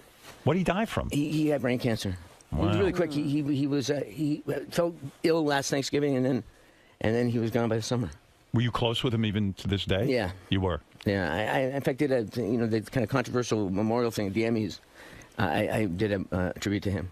Yeah, I didn't stick all the way through the Emmys. No, it was. I mean, I did one of those tributes, and it was to my great friend, but it was a bummer. It was kind of like the Emmys, and then every 10 minutes, just when I got rolling and funny, then one of us would come out and say, "My friend died." Right. Yeah, it was a weird show like that. It was a little weird, but I was happy to get the chance to talk about Gary, but it was a bummer. Are you nervous going back on network television in the sense that, like, the ratings game, that... I've been pre-disastered. I mean... What do you mean? I mean, I'm used to like a long time ago, I was talking to somebody about after my diagnosis, I was trying to figure stuff out, and I said, I'm waiting for the other shoe to drop. And they said, "Idiot, you have Parkinson's. The other shoe already dropped." Right, the shoe dropped. The shoe dropped. So both shoes have dropped. Buck up. Yeah, right. Yeah, everything's fine. Were you angry when you first got your diagnosis? Like, I would be, this is not supposed to happen to me. I'm on a major role in my career.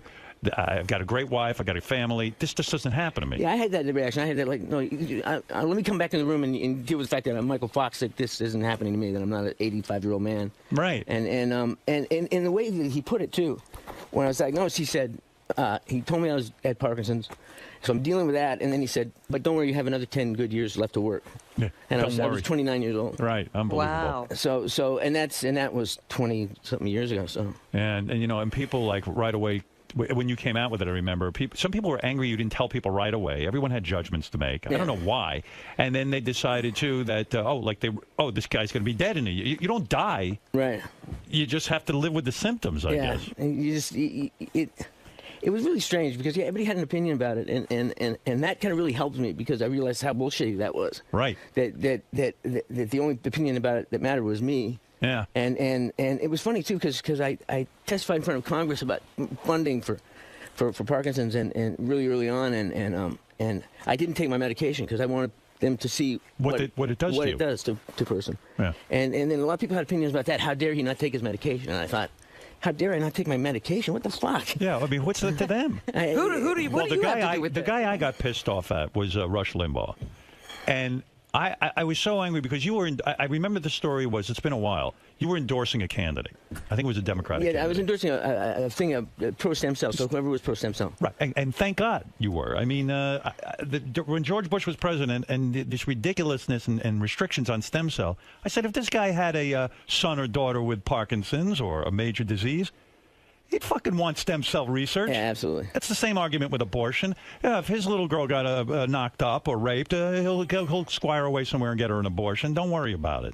It's all hypocrisy. But Limbaugh went on the air, and he blasted you because he said, "Oh, in the TV commercial, you were putting on your Parkinson's." Right. Now, you're a classy guy because you really acted like it just didn't bother you. But I bet in private it did. Well, I mean, it's like he was just being a bully. The thing about it is he wasn't smart about it. Anybody can say anything, and I'm entertained by it if they're smart about it. Right. And then there's some humor with it, but this was just like the worst part of it was, come after me all you want, but don't like get on camera and shake and I mean that's somebody's mother you're making fun of. Right. It's not me. It's and I just viewed him as a bully and just ignored him. But have you ever run into him? No. We don't travel in the same circles. No. But it's funny. Like in show business, you run into people, because you're at events and things. I mean, I don't know. Have you ever run into Rush Limbaugh? Nobody knows where he hangs out. I've not run into him. You've not? No, I don't know where he. No, I wouldn't. Listen, who do I run into? You had ran into like years ago in the street somewhere. You were like buying a hot dog or something. I don't know what was going on. My favorite story about you is that my son, who's now 24, when he was 10, he was a big Magic fan, so we went to see Penn and Teller at the Beacon, And it was his birthday, so he had a couple little friends with him, like 4 or 5 little friends. And you were sitting behind us. Oh, that's right. So somehow I got better tickets than you, which was amazing. You had great seats. I was jealous. You were behind us, and then afterwards, all the kids were saying, "How much did it cost you to get Howard Stern to come to Sam's birthday?" Yeah, look at me. I'm like when you hire the Muppets or something. Yeah, it was so weird. Yeah, I forgot about that. Yeah, it was a good show. Yeah, that was like 100 years ago. There's a couple things I got to ask you about your career before we talk about your new TV show. So when you were doing Family Ties, while you were doing that, you got the job to do the movie Teen Wolf. Right. Right? You're doing Teen Wolf, but you had auditioned for Back to the Future, and you didn't get the part in Back to the Future. Eric Stoltz did, I heard. Yeah, well, what happened, I didn't audition for it. They'd come, I didn't know this, but they'd gone to Gary Goldberg, and asked if I could get out of the show to do Back to the Future, and he said, "No, are you crazy? We're on a roll, and I can't give him up." And I didn't know about it. I didn't hear about it. In fact, the only connection I had with the movie was I was shooting Teen Wolf in Pasadena, and location scouts came for Back to the Future to check out the locations of the same street that we were shooting on. And I knew Crispin Glover, who I had been on a show, and I knew he was in this movie, and I was really pissed that Crispin had this great Spielberg movie, and I was wearing all this hair on my face, doing essentially a metaphor about puberty. Right. And were you pissed about doing Teen Wolf? Did you like doing that movie, or did you think it was crap? And I went into it with my eyes wide open. I thought it was really low budget, so I thought we were doing good for the budget we had in it. Why did you take that movie? Because you were on a major role. Your sitcom was huge at that point. Why did you take Teen Wolf? Just because you wanted to break into movies? You wanted to break into a movie. Yeah. And so you did it. It was a big hit. Yeah, it was a hit because it followed Back to the Future. I mean, it's hard to figure it stand alone, but right. But yeah. So what happened was, then they shot with Eric for 5 weeks, and I guess it just didn't work. They weren't getting what they wanted. Those stories are so weird to me. They shot for 5 weeks with Eric Stoltz, who's a good actor, certainly Great capable. Actor. What do you think went wrong on Back to the Future with him? I just don't think he was cheap and goofy enough. I just think that I have no shame, and so I was willing to do the eyeball rolling and the double takes and the. Spielberg must have had. Someone told me Spielberg had you in mind when he was going to do Back to the Future. Yeah, and they went to Gary, and Gary wouldn't let me on. And then they went back to Gary after shooting 5 weeks with Eric and said, "It's the last half of the season. We're shooting mostly at night. Right. Can we jam together all the night shoots so he can do Family Ties in the daytime? Can you Back to the Future at night?" Can you imagine if Gary hadn't given permission to do Back to the Future, which is just such a pivotal part of your career? I mean, it was huge. I mean, can you imagine? I mean, maybe that's why you remain friends I never would have known. I never would have known. Because he never would have told you. I could never hold you back. Like, if I was Gary in Gary's shoes, I couldn't live with myself if I held you back from doing a Steven Spielberg movie. I think he was happy to have the second opportunity. I think he was happy to have the second opportunity to let me do it. Because he should have let you do it in the first place, shouldn't he have? And I mean, it's hard to say because he had been waiting a long time to have a hit show, and so I mean, it's tricky stuff. And why do you think he never told you? Because he didn't want me to be disappointed. Right, because it would have broken your heart that you weren't in a Steven Spielberg movie. It would have upset me in a way. I mean, I would have still been grateful to Gary for the opportunity.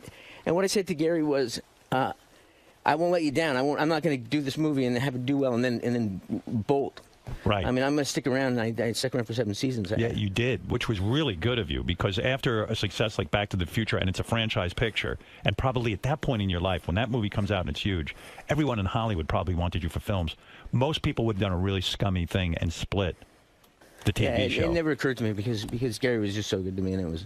I remember even thinking, like, what the hell is he still doing on that show? Like, he could be in there's a any big movie star on TV. Yeah, right, yeah. What's he doing, you know? Yeah, I had to delay running my film career into the ground. What do you mean? Did you run your film career into the ground? Do you think you played it wrong? What happened was he got all muddied by my diagnosis. Yeah. I panicked and signed a 3-picture deal, and then didn't have a choice of movies I wanted to do. And you mean you got the diagnosis for Parkinson's? You told you have 10 good years, yeah. And so you said to yourself, "Shit, I better do as many movies as I can now and pack it in." Yeah, and then I realized that wasn't the best strategy. But I was never one of those guys that, like, people talk about their career. Yeah. And career. I mean, I was an actor. I was a schmuck. Right. You didn't think it all through. Yeah, Was it some master plan? It was like if I was smart, I wouldn't be telling Mallory to get off the phone. Yeah. But if you. In a way, look, we all don't know how much time we're going to have with anything. Right. So the Parkinson's forced you to make a bunch of quick decisions. Yeah. I'll grab everything I can at that point. Because of the position you were in, you probably could have taken your time and picked and chosen a bunch of different things. But I remember a couple of really good movies after Back to the Future. Yeah, there were some good movies. Yeah. It was a strange time because, like I said, the guy told me I had 10 years left to work, and I didn't know. What a terrible thing to go through. Well, it was funny. It was like being the analogy I was making is it's like being stuck in the middle of the road with cement feet and a bus is coming and you don't know when it's coming and you can hear it but you don't know when it'll be there and you don't know how hard it'll hit.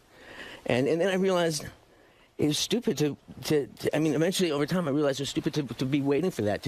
That I just go on with my life. But you didn't know that then. I mean, how would you know? They described this sort of weird sentence. You're gonna like who knows how this is gonna screw you up. It's gonna happen, and so right away you panic. Did you go into therapy right away? I'm talking about the psychotherapy. A couple of years later, I did. You waited a couple of years. Yeah. Well, I quit. It's hard to explain.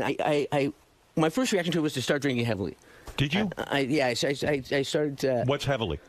Well, I mean, I used to drink to party, but then I was drinking. Now I was drinking alone and just drinking to just not be every day.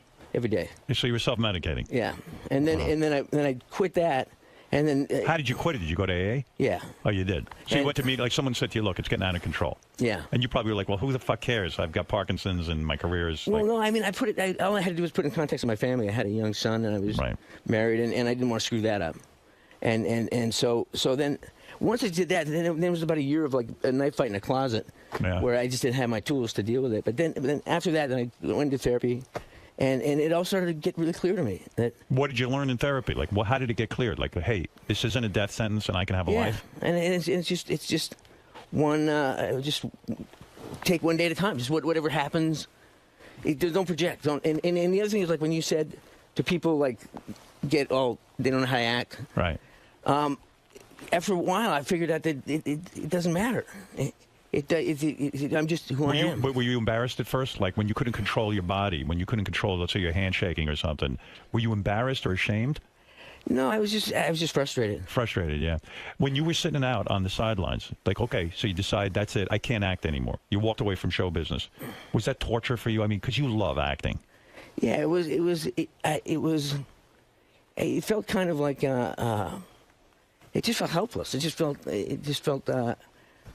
unfair in a way, but I don't know. It's hard to explain. Well, helplessness is the worst feeling ever. Yeah. Like when we feel, we're under some sort of magical illusion that we're not helpless, and then it happens, and you just fucking choke, and you go, I'm in a situation now where I'm useless. I can't do anything about it. And that's when it happens. That's when it gets better, because then you realize I don't have any control over this. I don't have, and so fuck it. I'll just be happy for what's going on, and then things start to really turn the other way. Then it got my marriage got great, and my career. I started to.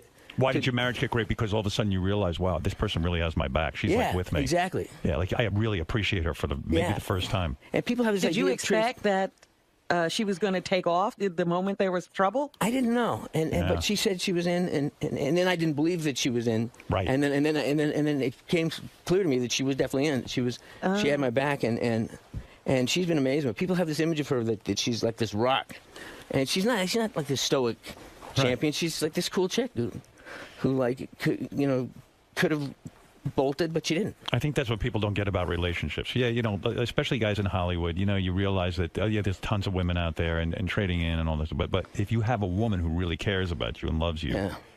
There's nothing better than that. And laughs at your jokes the 19th time around. We make the same joke, and Tracy said, I'm on a loop and it's getting shorter. How's this affected your kids when they saw you going through this in your life? Because, you're sitting at home going, shit, I'm a major fucking actor. And now I'm like in self-retirement, and I'm a young guy.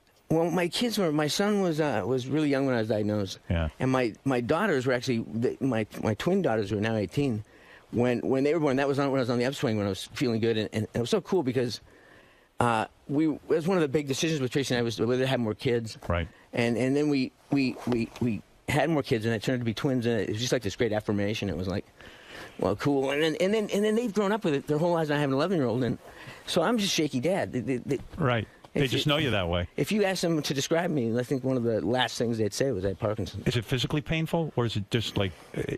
I mean, I don't know much about the disease, honestly. It's not physically painful like itself. I think if I have a rough day and I'm like contorting into strange positions after a while, and my muscles kind of like complain. But right. all in all, I mean, is it exhausting? It can be. Right. But the thing that I learned and the thing that I like about the show is that it's about the fact that everybody has their own bag of hammers. Everybody has their own thing. When you decided to come back and do a TV show, were you worried about your health? Were you like, you know what, man, this is going to be a grueling schedule too? Because doing television on that level, and you're the star of the show. Yeah, I was a little concerned about it, but I thought about it. I've been doing like The Good Wife and other shows. Dennis Leary's show I did. Yeah, Dennis Leary's your good friend. Yeah. How close are you with him? I've known him for quite a while. Yeah, good dude. How'd he get to be your friend? Yeah, well, how come I'm not your friend and he is, really? I mean, don't you think I should be your friend? Yeah, you're really. my friend. You're my friend. Yeah, but you know. I just known him for a long time from how do I know him? Yeah, how do you guys hang out? He Maybe you don't know him. Maybe you just started hanging out. Maybe it isn't Dennis at all. Maybe it's some other guy. Like the wives get along and you guys all get together exactly. and you go on vacations and his things? wife is fantastic, yeah. And we do go on vacation. Like you have a bromance. Yeah. Well, we flat out have sex. Oh, you have sex. Oh, you're actually, it's gone further. And your wife doesn't consider that cheating because it's a dude. No, it's a guy, right. I heard the weirdest thing. That you were in some, and forgive me for not knowing the details entirely, but early on in your career, you were in some, I don't know, indie movie or something, and almost everyone who was in that movie, I think you shot it in Canada, has Parkinson's. It was a TV show I did in Canada called Leo and Me, and like 5 people. But believe it or not, from a scientific point of view, that's not significant. You don't think so? Well, I mean, it is from a personal point of view. And wait a second. Everyone on Leo and Me who was in that movie, or whatever it was. TV show. Has Parkinson's? 5 people. Out of a crew of, however many. And it's definitely like something... Don't you think it's interesting, but it's just a coincidence. Don't you think I think you and I should go study that and maybe do something scientific with that? Well, we thought about it, but from a scientific point of view, it doesn't constitute... But yeah. Me, you, and Dennis Leary, we'll go in a lab and we'll figure out what's going down here. Maybe we'll come up with a cure. You know what I mean? It's not bullshitting those around. 3 scientists will definitely crack the case. Yeah, that'd be cool. Are they getting any closer to a cure? I know you raised tons of money. You've raised something like $380 million for Parkinson's research, which is awesome. And I'm sure people do appreciate that a lot. Because everybody knows somebody with Parkinson's. A lot of people have it, right? Yeah, well, it's over 1 million in the States and God knows how many worldwide. But are they any closer to finding a cure? Yeah, we are. The thing is that I kind of learned when I got into it is that the whole system is screwed up. Yeah. And so we had to kind of reinvent the way it's done. Because people don't talk to other people, scientists don't share research. It's like silo. It's like academic piles on top of government, piles on top of pharmaceutical, and it goes straight up and it doesn't go forward. So frustrating, right? So we're trying to find a way to tip the silo over, make it a pipeline, and get information moving through. And we're really doing a lot of. I mean, I'm no scientist, as you know. I was fart man. But it seems to me, if we got all ththese guys talking, and these stem cells seem to do something. It seems something. And there's stuff like gene therapy, and the other thing that we're doing is gathering information that wasn't gathered before. We're trying to find a biomarker so that we can identify, because by the time I was diagnosed, 85% of my dopamine-producing cells are gone by the time I show symptoms. Wow. So if we can figure out a way to figure out who's going to have it before they have symptoms, we can find a way to retard progress. And right. If they could have identified that even in terms of you being an infant, if they could identify that, then you probably never would have symptoms. Right. We find a way to treat it. Yeah, that'd be cool. I got to invent that.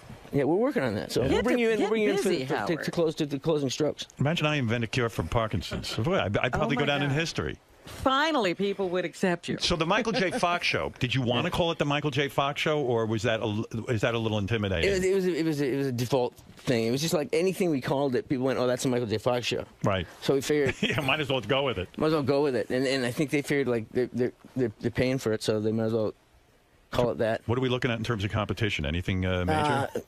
2.5 Men. You can beat them. Hey, wait a second. That's sort of weird. 2.5 Men. Yeah, they're ready to be knocked off, right? You can do it. You're the king. I have a hard time thinking of TV as a blood sport, but it is a blood sport. It is, so I almost get used to it. Oh, it's awful. So we're at to kill them. Will you check the ratings the next day? Yeah, I'm actually going to be traveling, but I'm sure they'll call me and say, your career's over. you're out. Remember that retirement you took? Well, you're back in it. You've done yourself what Parkinson's couldn't do to you. Yeah. And they shoot this thing like you got to memorize a whole script every week, right? Well, but we shoot one camera film, so you do. We take each scene as it comes on and then knock it off, and we don't do it again. Whereas like with 4-camera film, you rehearse it all week. And who's your lead in? The Voice? Our lead in is going to be Sean Saves the World. Sean Saves the World? Does that do well? It's new. Oh, it's new. Yeah, I was going to say nobody knows what that is. You got to follow The Voice. Yeah, that'd be good. Yeah. I'll make some calls. I know all of them. They love me over there. Once you get the Parkinson's thing figured out, then yeah. First let me straighten out your TV career. That's way more important than curing Parkinson's. Yeah, it's an immediate concern. Does Parkinson's make reading really difficult when you have to read your script every week? It makes reading the newspaper hard in the morning. It's like rattling and. But you get used to it. I mean, you just. What a challenge. Sex still good? Sex is great. That doesn't ever get affected. No, that's. I mean, the only thing I always say, the only thing about sex is deciding who's going to be the agent of motion. Yeah, who's moving faster? But yeah, right. You get some new moves, I guess. Yeah. And what about the kids? Are they going to be? Do that again? I can't do it again. That just happened. That was spontaneous. That just happened. Yeah. Do the kids want to be actors?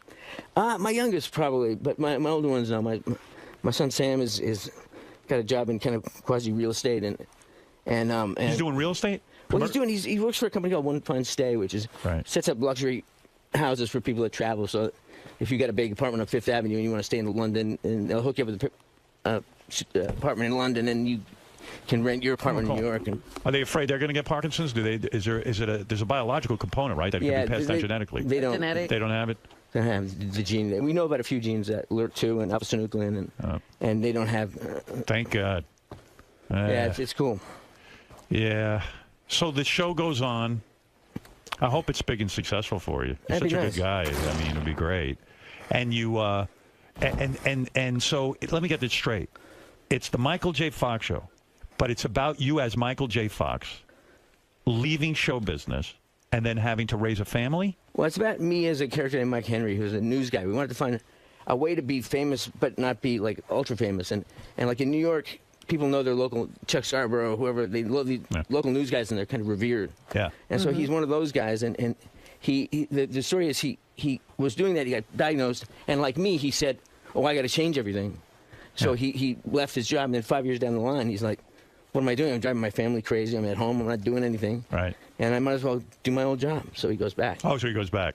Yeah. Was NBC nervous hiring you because they were afraid you were ill or it wouldn't go over because you had an illness? I'm sure there's some insurance issues, but are there really? I mean, I'm sure that they had to buy some insurance, but no, they were great. They've been great to me. That's great. And the great thing is, like, as long as I play a guy with Parkinson's, I can do anything. Right. I just can't play a guy who doesn't have Parkinson's. I can play any kind of guy. You could be Batman with Parkinson's. Yeah, exactly. I'd watch that. I don't give a shit. I can be Hamlet with Parkinson's. What an idea. Michael J. Fox. Check it out. Oh, here, a couple of people want to talk to you real quick. I don't know. I heard you had a timeout, so I have to make sure I hit that. Scott, go ahead. A time limit. A time limit, yeah. Hey, yeah, go ahead. Hey, Howard, it's great to be on. I recently got diagnosed with Parkinson's, and I was in the pesticide industry for about 15, 20 years. And I was wondering if Michael J. Fox's foundation has done any research on that. Don't you think that everyone who gets it, the part of the process you go through is like, okay, now I got to figure out what caused this. Why. Yeah. Was it the movie? I mean, you probably went, hey, wait a second, that TV show I did in Canada, everybody got Parkinson's. Or you start to go, I work in the pesticides. The point is, you'll never know. What I didn't hear him say. What industry did he work in? Pesticides. Yeah, I'm not an expert, but I would say that probably has something to do with it. Scott, let me ask you a quick question. Were you in the TV show Leo and Me at all? No, but I tell everybody the best part about Parkinson's is you ain't got to try to whack off. It just does it for you. Is that true? When you beat off? He's going to sit and forget it. Well, you don't control the rhythm, so... it's probably like being with a woman. It's like you can't control your own masturbation. It's like a bad hand job. Is that really true? Yeah. When you masturbate, your hand just goes out of control? Well, I don't do it the frequency I did as a younger man, but yeah, it just goes on its own. That's crazy. It's like brushing your teeth. That's a whole new thing every time. And brushing your teeth, you just kind of lock in a position and then it goes. I heard a beautiful story that Muhammad Ali called you personally. Yeah. I don't know how many years ago that was. That was about 10, 15 years ago. 10 or 15 years ago. And he said to you quite simply, we'll get through this together. Yeah. He said now that you're in the fight, we'll win. And it was just an amazing moment. Yeah. I would cry. The story gives me the chills. I did cry. You did, yeah. I can see that. I mean, what a gracious thing for him to do. Yeah, he was amazing. I've met him and been with him many times since, and he's really in rough shape now. But he is. Yeah. But don't you think he got his Parkinson's from the fight game, from getting? Well, but again, you don't know. It definitely had. I'm sure that kind of getting punched in the head by Joe Frazier can't be good for you. No. But yeah, that's the thing. Like you say, do I wonder what? I personally don't wonder what caused it. It doesn't doesn't serve me. Right. I got other stuff to do. I get into the blame game with all my stuff. All my personal shit that doesn't go right in my life, I have to find something to blame because I think it gives me control. Yeah, and that's a big lesson for me. Was like I said before, was realizing that I'm along for the ride. So the thing is to make the best out of it, and I'm able to do the same with the foundation and give people that have it some assurance that someone's doing something. You want to talk to Eric? It doesn't really matter how you got it. You got it. Yeah, exactly. You want to talk to Eric, the actor? Yes. All right. All right. Eric, please don't go on and on. Make a statement and that's it, or a question.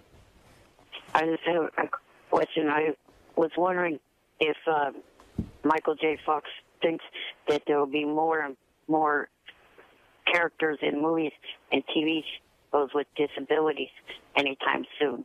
Yeah, we've gotten Eric a whole bunch of roles. He's in a wheelchair and stuff. We've landed him a few parts. So that's great. Well, he sees this as Eric. What do you want a part this on? This is a stepping stone. This is a stepping stone for Eric now that Michael's on a regular television series. Well, I mean, I hope so. I mean, I think look, what I think is cool is that we should not only should there be more actors with disabilities in shows, but they shouldn't play the soft piano music and do it in slow motion and get all. I mean, people with disabilities can be assholes too. Right. Exactly. Yeah. That's why I treat Eric like an asshole, right, Eric?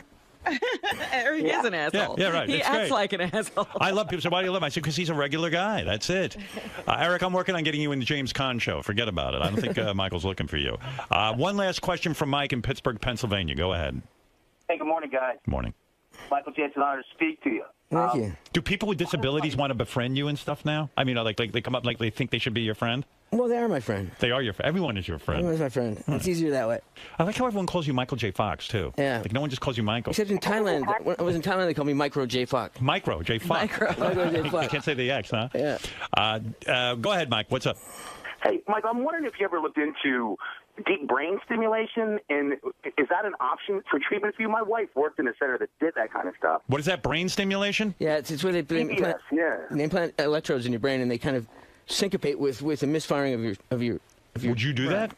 Well, I have not done it because on my best day with medication, I'm better than that. But that's a great thing, and it's helped a lot of people, and it really is. It's a remarkable thing, and I don't rule out doing it. I did a brain surgery when I was younger. Oh yeah, I remember reading about that you did brain surgery. And they kind of burned a lesion in part of my brain to retard the symptoms on my left side. Did it work? It did, but it didn't stop the progression on the other side. Yeah, right. And so I don't want people in my brain too many times. When the air hits your brain, it's a weird deal. Yeah, it's scary. It really is. We know somebody who had that, Howard. Who? Paula Schneider. Oh, she did? I didn't know that. Yeah, she has one of those implants. Oh, I didn't know that. Yeah, it's a cool thing, and you have kind of like a little chest pack under your skin, like a pacemaker. Wow. Like a battery. Yeah. Yeah. Well, hey, listen. Hey, brother, you're an inspiration to people everywhere, Michael. I want to thank you for I thought you were talking about me. You're an Michael. inspiration too, Howard. Yeah, he's okay. I'm more of an inspiration, though. Let's be real. All right, thank you. Thanks, Michael. I don't like when people don't compliment me. Well, anyway, Michael, it's so great seeing you.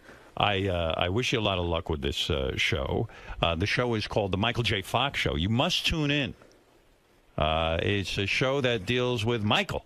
And Tracy's, there's 2 episodes. Tracy's in it? Tracy's in one of the episodes, the second episode that airs on. We have 2 shows on Thursday night, and she's smoking hot. She plays a sexy neighbor, and she's. But you didn't. Tracy could have played your wife in the show. Right, but then we'd be doing that at work and then going home and doing that in life, and it would just be. Was there any thought that you said, hey, you know what? It wouldn't be bad to get some hot chick to play my wife so I can end up in a couple of fucking bedroom scenes with her? I mean, I didn't go through that thought process, but I was happy to have Tracy on the show, and I asked her if she wanted to do the show, right? And she said, "No, it'd be easier not to, but could she show up and do a cameo every now and then?" And I said, "Yeah, great." And we wrote this part right away of the sexy neighbor who comes on to me, and oh, no kidding, and she was great.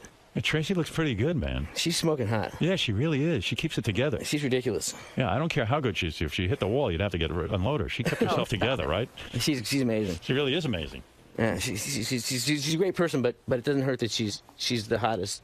Yeah, and you went through the shitty period in your marriage too, right? Where you early on when I quit drinking. And did she give you the ultimatum? You quit drinking. What was or cool I'm about leaving? it is she just looked at me like, "Is this what you want? Do you want to do this?" And it was like indifference, which was worse than being pissed. Right. And worse than being upset. It was just like. That is a cool way to approach a person who you're married to. Like rather than start moralizing and telling them what to do.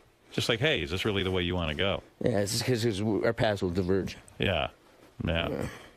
Anyway, listen. It's all good. It's all good. Hey, your co-star. Do you stay in touch with the people from the old series? Yeah, we unfortunately the last time we got together was because Gary passed away, but we stay in touch. Do you?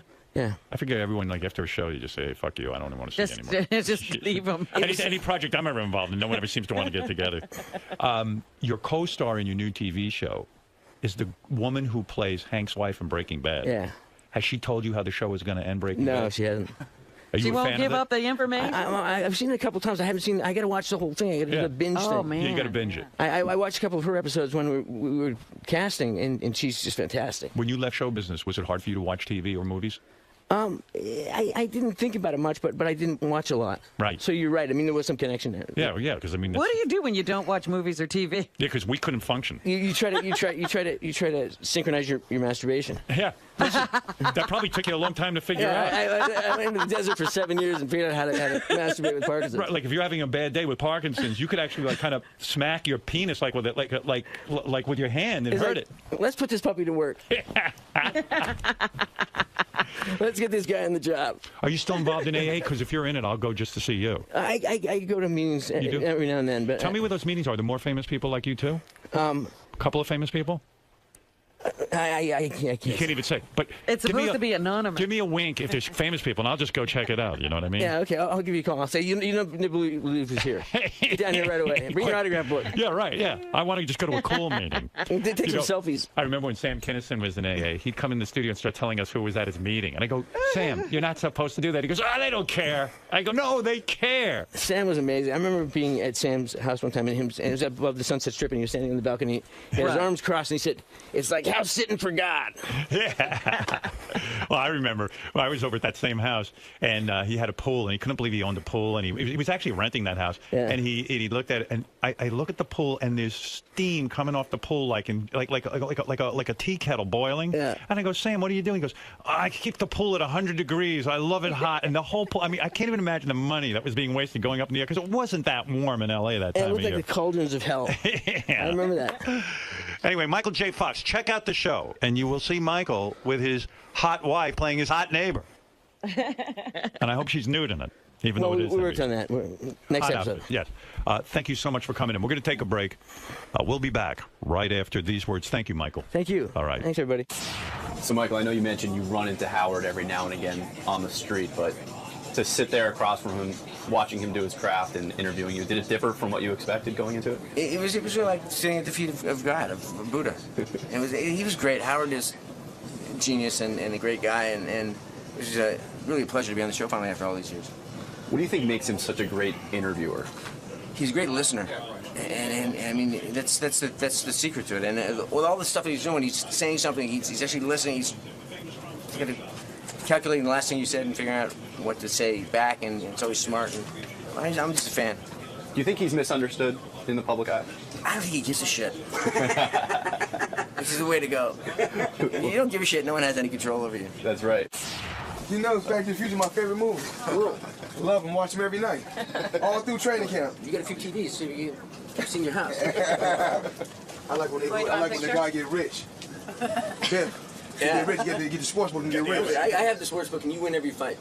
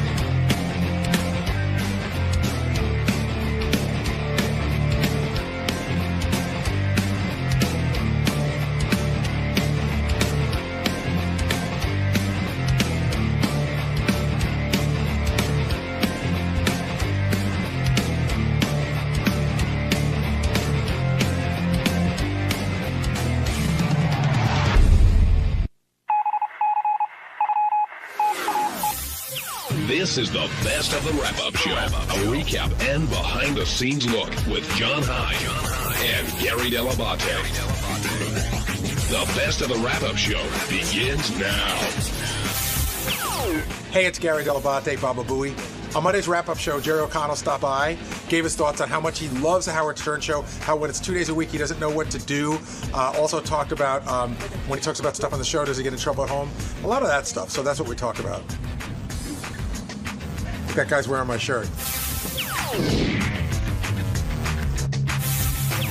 Jerry O'Connell returning to the wrap-up show. Love when you come down, Jerry. So JD will be on the red carpet with Beth tomorrow night at this premiere. I mean, what are the do's and don'ts, Jerry? What should JD? Is there anything he could do to make himself stand out, or should he blend into the background and let Beth take all the photos? Listen, I got to tell you, I don't see you guys all the time, but from listening to the show, I was expecting JD to be a hot mess when I saw him. The guy looks fine. He looks great. He's like got a kind of hipster vibe going on with his frames and everything.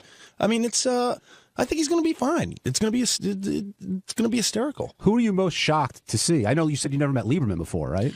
I couldn't believe Lieberman looked as young as he was. He sounds like a grizzled old veteran.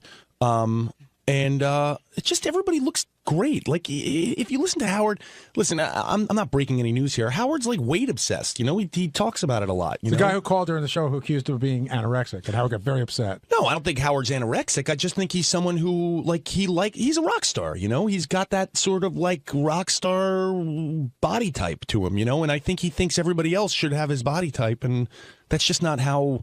That's just not how people are. Before you came on the show this morning, your weight came up. Robin was talking about the movie Stand By Me. She says she doesn't even think that you and the kid that were in the movie are the same person. She doesn't know how you got so good looking. I mean, it's not that. I was just went through puberty. It just all changed.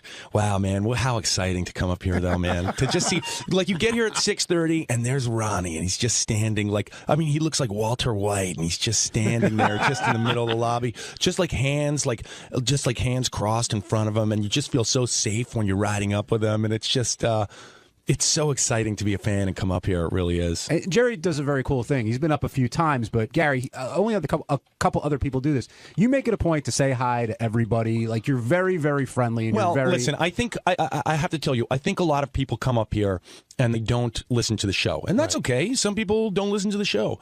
And they don't understand that, part of the cast, the stars of the show are not going to be in Studio 69. They're going to be, sitting at a desk. I wanted to see Jason in a sport coat. I wanted to see it all. I want to take it all in. I only get up here once every couple of years, so it's exciting for me. Can I tell you what a fan Jerry is? Jerry walked into Scottsdale. He walked into the Black Cloud studio, and he saw Shuli's plug, which Fred is supposed to read, and he picked it up and he read it. So when you hear Shuli's plug this week, it's read by Jerry O'Connell. Hilarious. Oh, that's very cool. And did you enjoy your time with Howard? I did. It's funny. You do for those listening, you do a pre-interview with Will. Okay, so you talk to Will a couple days before, and he obviously he doesn't. No offense to him, he's not Howard in the interviewing skills. No one is, and that's not his job, by the way. His job is just to figure out what's going on and let Howard, figure out what to do with it. Right, and I just know when you come into that show, look, all you got to talk about is. How are you having sex? How are you having sex? What porn are you watching? What positions are you doing? How often are you doing it? I know how the show goes, and there are guests who step it up. Even like a huge star like Bradley Cooper comes in and just steps it up, just talks very privately. And when you get guests who don't talk like that, it's just like, get out of there, dude. Like, nobody wants you in there. I thought today was one of your best appearances ever. It's just I think you just listen to it for a while. It's funny. I also wanted to bring up the topic of. And this is awful, and I hate to do it, but the show not being on as much as it used to be, and I know we're coming off of the summer, and Howard's got another job, and I'm excited for him and all that, but it's I wanted to get a little more in depth on that, But Howard is bringing up the point, and I'll make it for him because it is an important point. No matter whether Howard was doing AGT or not, he'd still be working the same amount of days. Now, I have a question. Now that we're on the wrap-up show, I know he's contracted to do a number of days.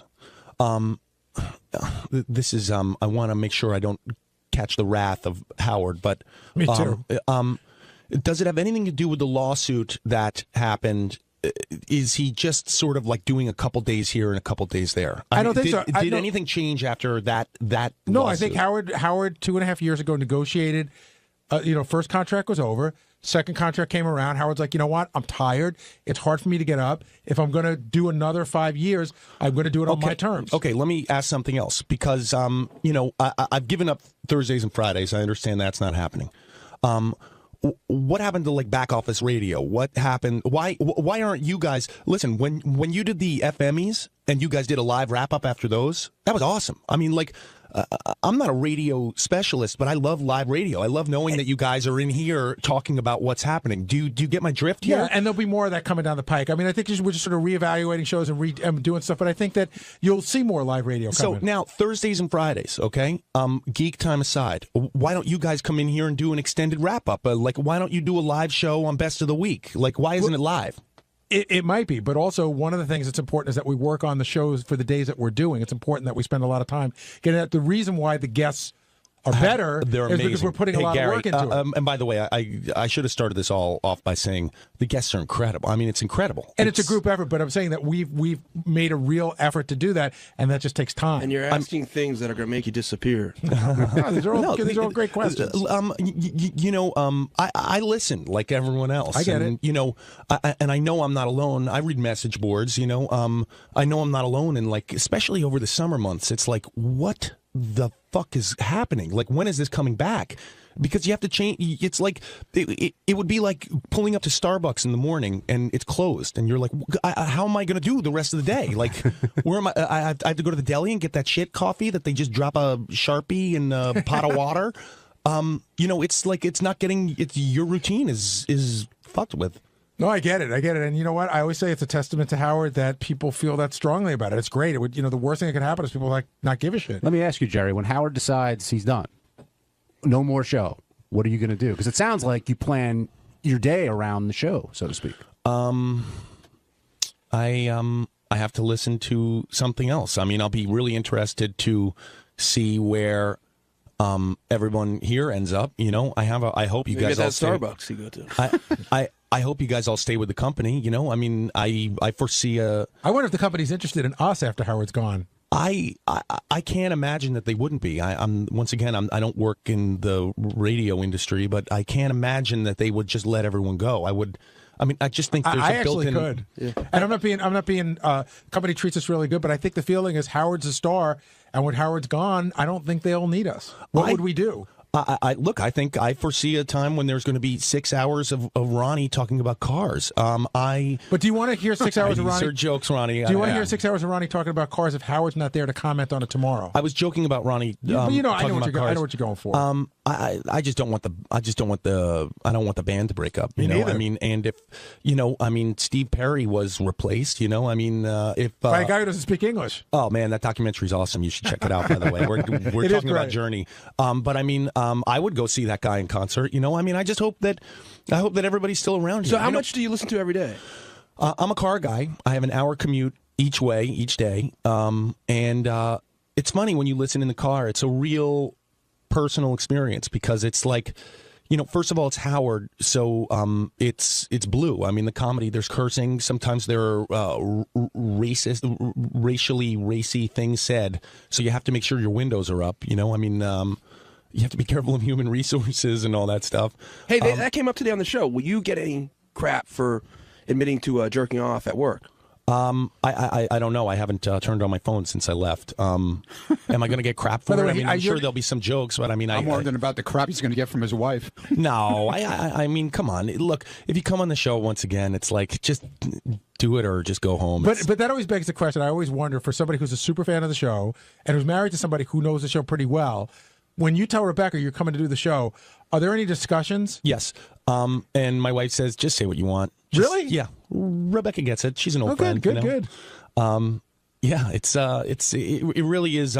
It's a little dizzying when you first walk in there. A, because it's early. B, I'm on California time. C, it's just you're just meeting people that you're just seeing people in real life. It's crazy. Ronnie, you loved hearing Jerry's stories about the porn they're watching, right? Oh, it's awesome. I love it, man. Man after my own heart. There we go. Thank you, Ronnie. You know, sadly, Ronnie, I should probably talk to you after the show. I haven't been able to make my wife squirt, so I should talk to you. Yeah, you really should, man. I should, man. Just take a drink. It's good. Jerry, does Ronnie know what he's talking about when it comes to these sex tips? Oh, listen, Ronnie can say anything. He can read the phone book and I'll listen to it. I mean, the guy can do no wrong in my book. I got to say something, John. I bring up a lot of people up here, a lot of guests. This guy is the coolest guest we've ever had. What makes him the coolest? Because he's so down to earth and he's such a fan. He's like, he could be on this show every day and hang out and be one of the guys. Well, I mean, I'll have to talk to my agents about that. They might be a little upset with the pay cut, but I'll think about it. Yeah, but think of all the fun you would have. Listen, it would be the best. You kidding me? And unlike Benji, I would be on time. That is the ultimate compliment Ronnie's giving you there. He doesn't say that much. No, come on. Well, you know what? There's, I don't know what it's. Just, how do you think you would do if we put you? Do you remember we had like Jimmy Kimmel and Jeff Probst and we did Superfan trivia? Yeah. How would you do on that? You know, I got to tell you, I'm more of a satellite guy. While I listened, I'm from the tri-state area, so I listened growing up. I have to say, I really didn't get into the show until it came onto satellite, which I can't explain it. It was something different. It is something different. I mean, it kind of changed. It changed radio, didn't it? I mean, it's just it's impossible to listen to other radio shows now. Well, your interview was much different, I'm sure. On Kelly and Michael, and would have been much different than the interview you would have done with us 8 years ago. Actually, you'd be shocked. It was the same exact thing. They were really interested over there in the hearing what kind of porn Rebecca and I watch. And did you give a shout out to you porn to the whole Kelly audience? I did. I said everybody go and visit it. I can't believe it. I should be getting paid by this company. Come on. Hey, Brian. Hey, what's going on? Hey, I got to give O'Connell a lot of credit, Jerry. You really are one of those guys. You're one of those fans. I was in a meeting and I saw you on that Michael Strahan and Kelly Ripa show. Oh yeah. And I turned on the radio. Next thing you know, you're back on. I got to give you a lot of credit for that. Listen, it's really fun to come to the wrap up because when you're in there with Howard, you're not careful about what you say. You're on your best behavior, and I love the wrap-up show because it's people are allowed to say things. I'm not saying people are controlled around Howard, but you're on your best behavior. Everyone in this room is, right? I find the wrap-up show, for some reason, less people like you, less like guests, and more like people that work here. For the longest time, people come down to the wrap-up show as if Howard's not going to hear what's being said. Well, that's my favorite thing about the wrap-up show. Gary, don't give it away. No, well, it's not, you're not in the presence of greatness. People come down here and grow balls. For me, it's 100% true. I'm not as comfortable in the studio as I am in here. And it's, I think for me, it makes it more fun. Yeah. And by the way, Benji, it's a joy to hear you on the wrap-up show because, and sometimes Howard's right in shutting you down. You don't want to go into the Benji vortex, but, it's just fun to hear everybody here. It's like you don't have to go to therapy after doing a show. You're one of those guys who you like the more peripheral the character, the more fun for you. Like, who do you think is the most peripheral person you know on this show? Oh, that's cool. Like, do you know our director? Sure. Do you know who this guy is? Like right there running the board? No, it's not Teddy. No, but it would have been where Teddy is. And you do know that it's not Teddy, so that says something. Right. Could you pick Ben Bardo out of a lineup? No, Howard can't do that. That's Al Ragone, by the way. I don't know people's faces. That's true. I want to tell an amazing Howard story that I didn't get to today. This summer, I did something for CBS, which is the show We Are Men. That's what it's on. And it was this summer. And Robin Thicke was doing the appearance with me. And they brought me to a room, and there was Robin Thicke.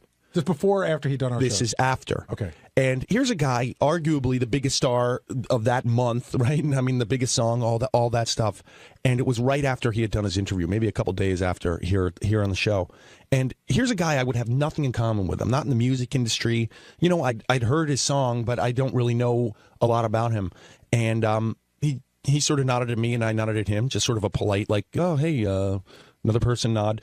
And I sat down next to him and I went, hey, man, I listened to you on Howard. And we talked it's amazing how Howard like brings people together. I'll be in line at the post office and I'll just hear him back at me like, Baba Boy. And I'll turn around and then have a half-hour conversation about how the show's only on 2 days a week. On Tuesday's wrap-up show, we were in Studio 21 talking about what it takes to be a good father. And we all know what a great father I am.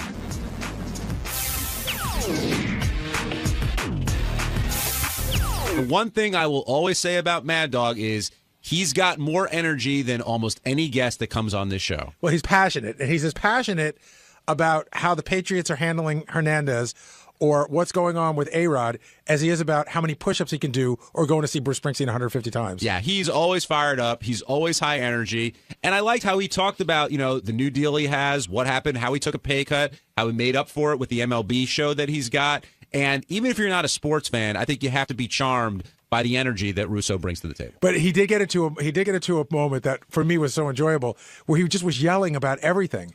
He was yelling about the Patriots. He was yelling about JD. Come on, what are you doing? That's Mad Dog. That's what he made his bones with. By the way, he's one of the nicest guys that comes up here. Yes. And not like a bullshit guy. He doesn't listen to the show every day. He admits that. He loves Howard. He loves the energy of being up here, and he really appreciates getting a shot on the show. Well, he respects the hell out of Howard. Definitely. You can tell. And he's no longer doing a 5-hour show. He's doing a 3-hour show. And he's asking Howard, like, how do you do it? Like 5 hours every day or 4 hours every day. It's a lot with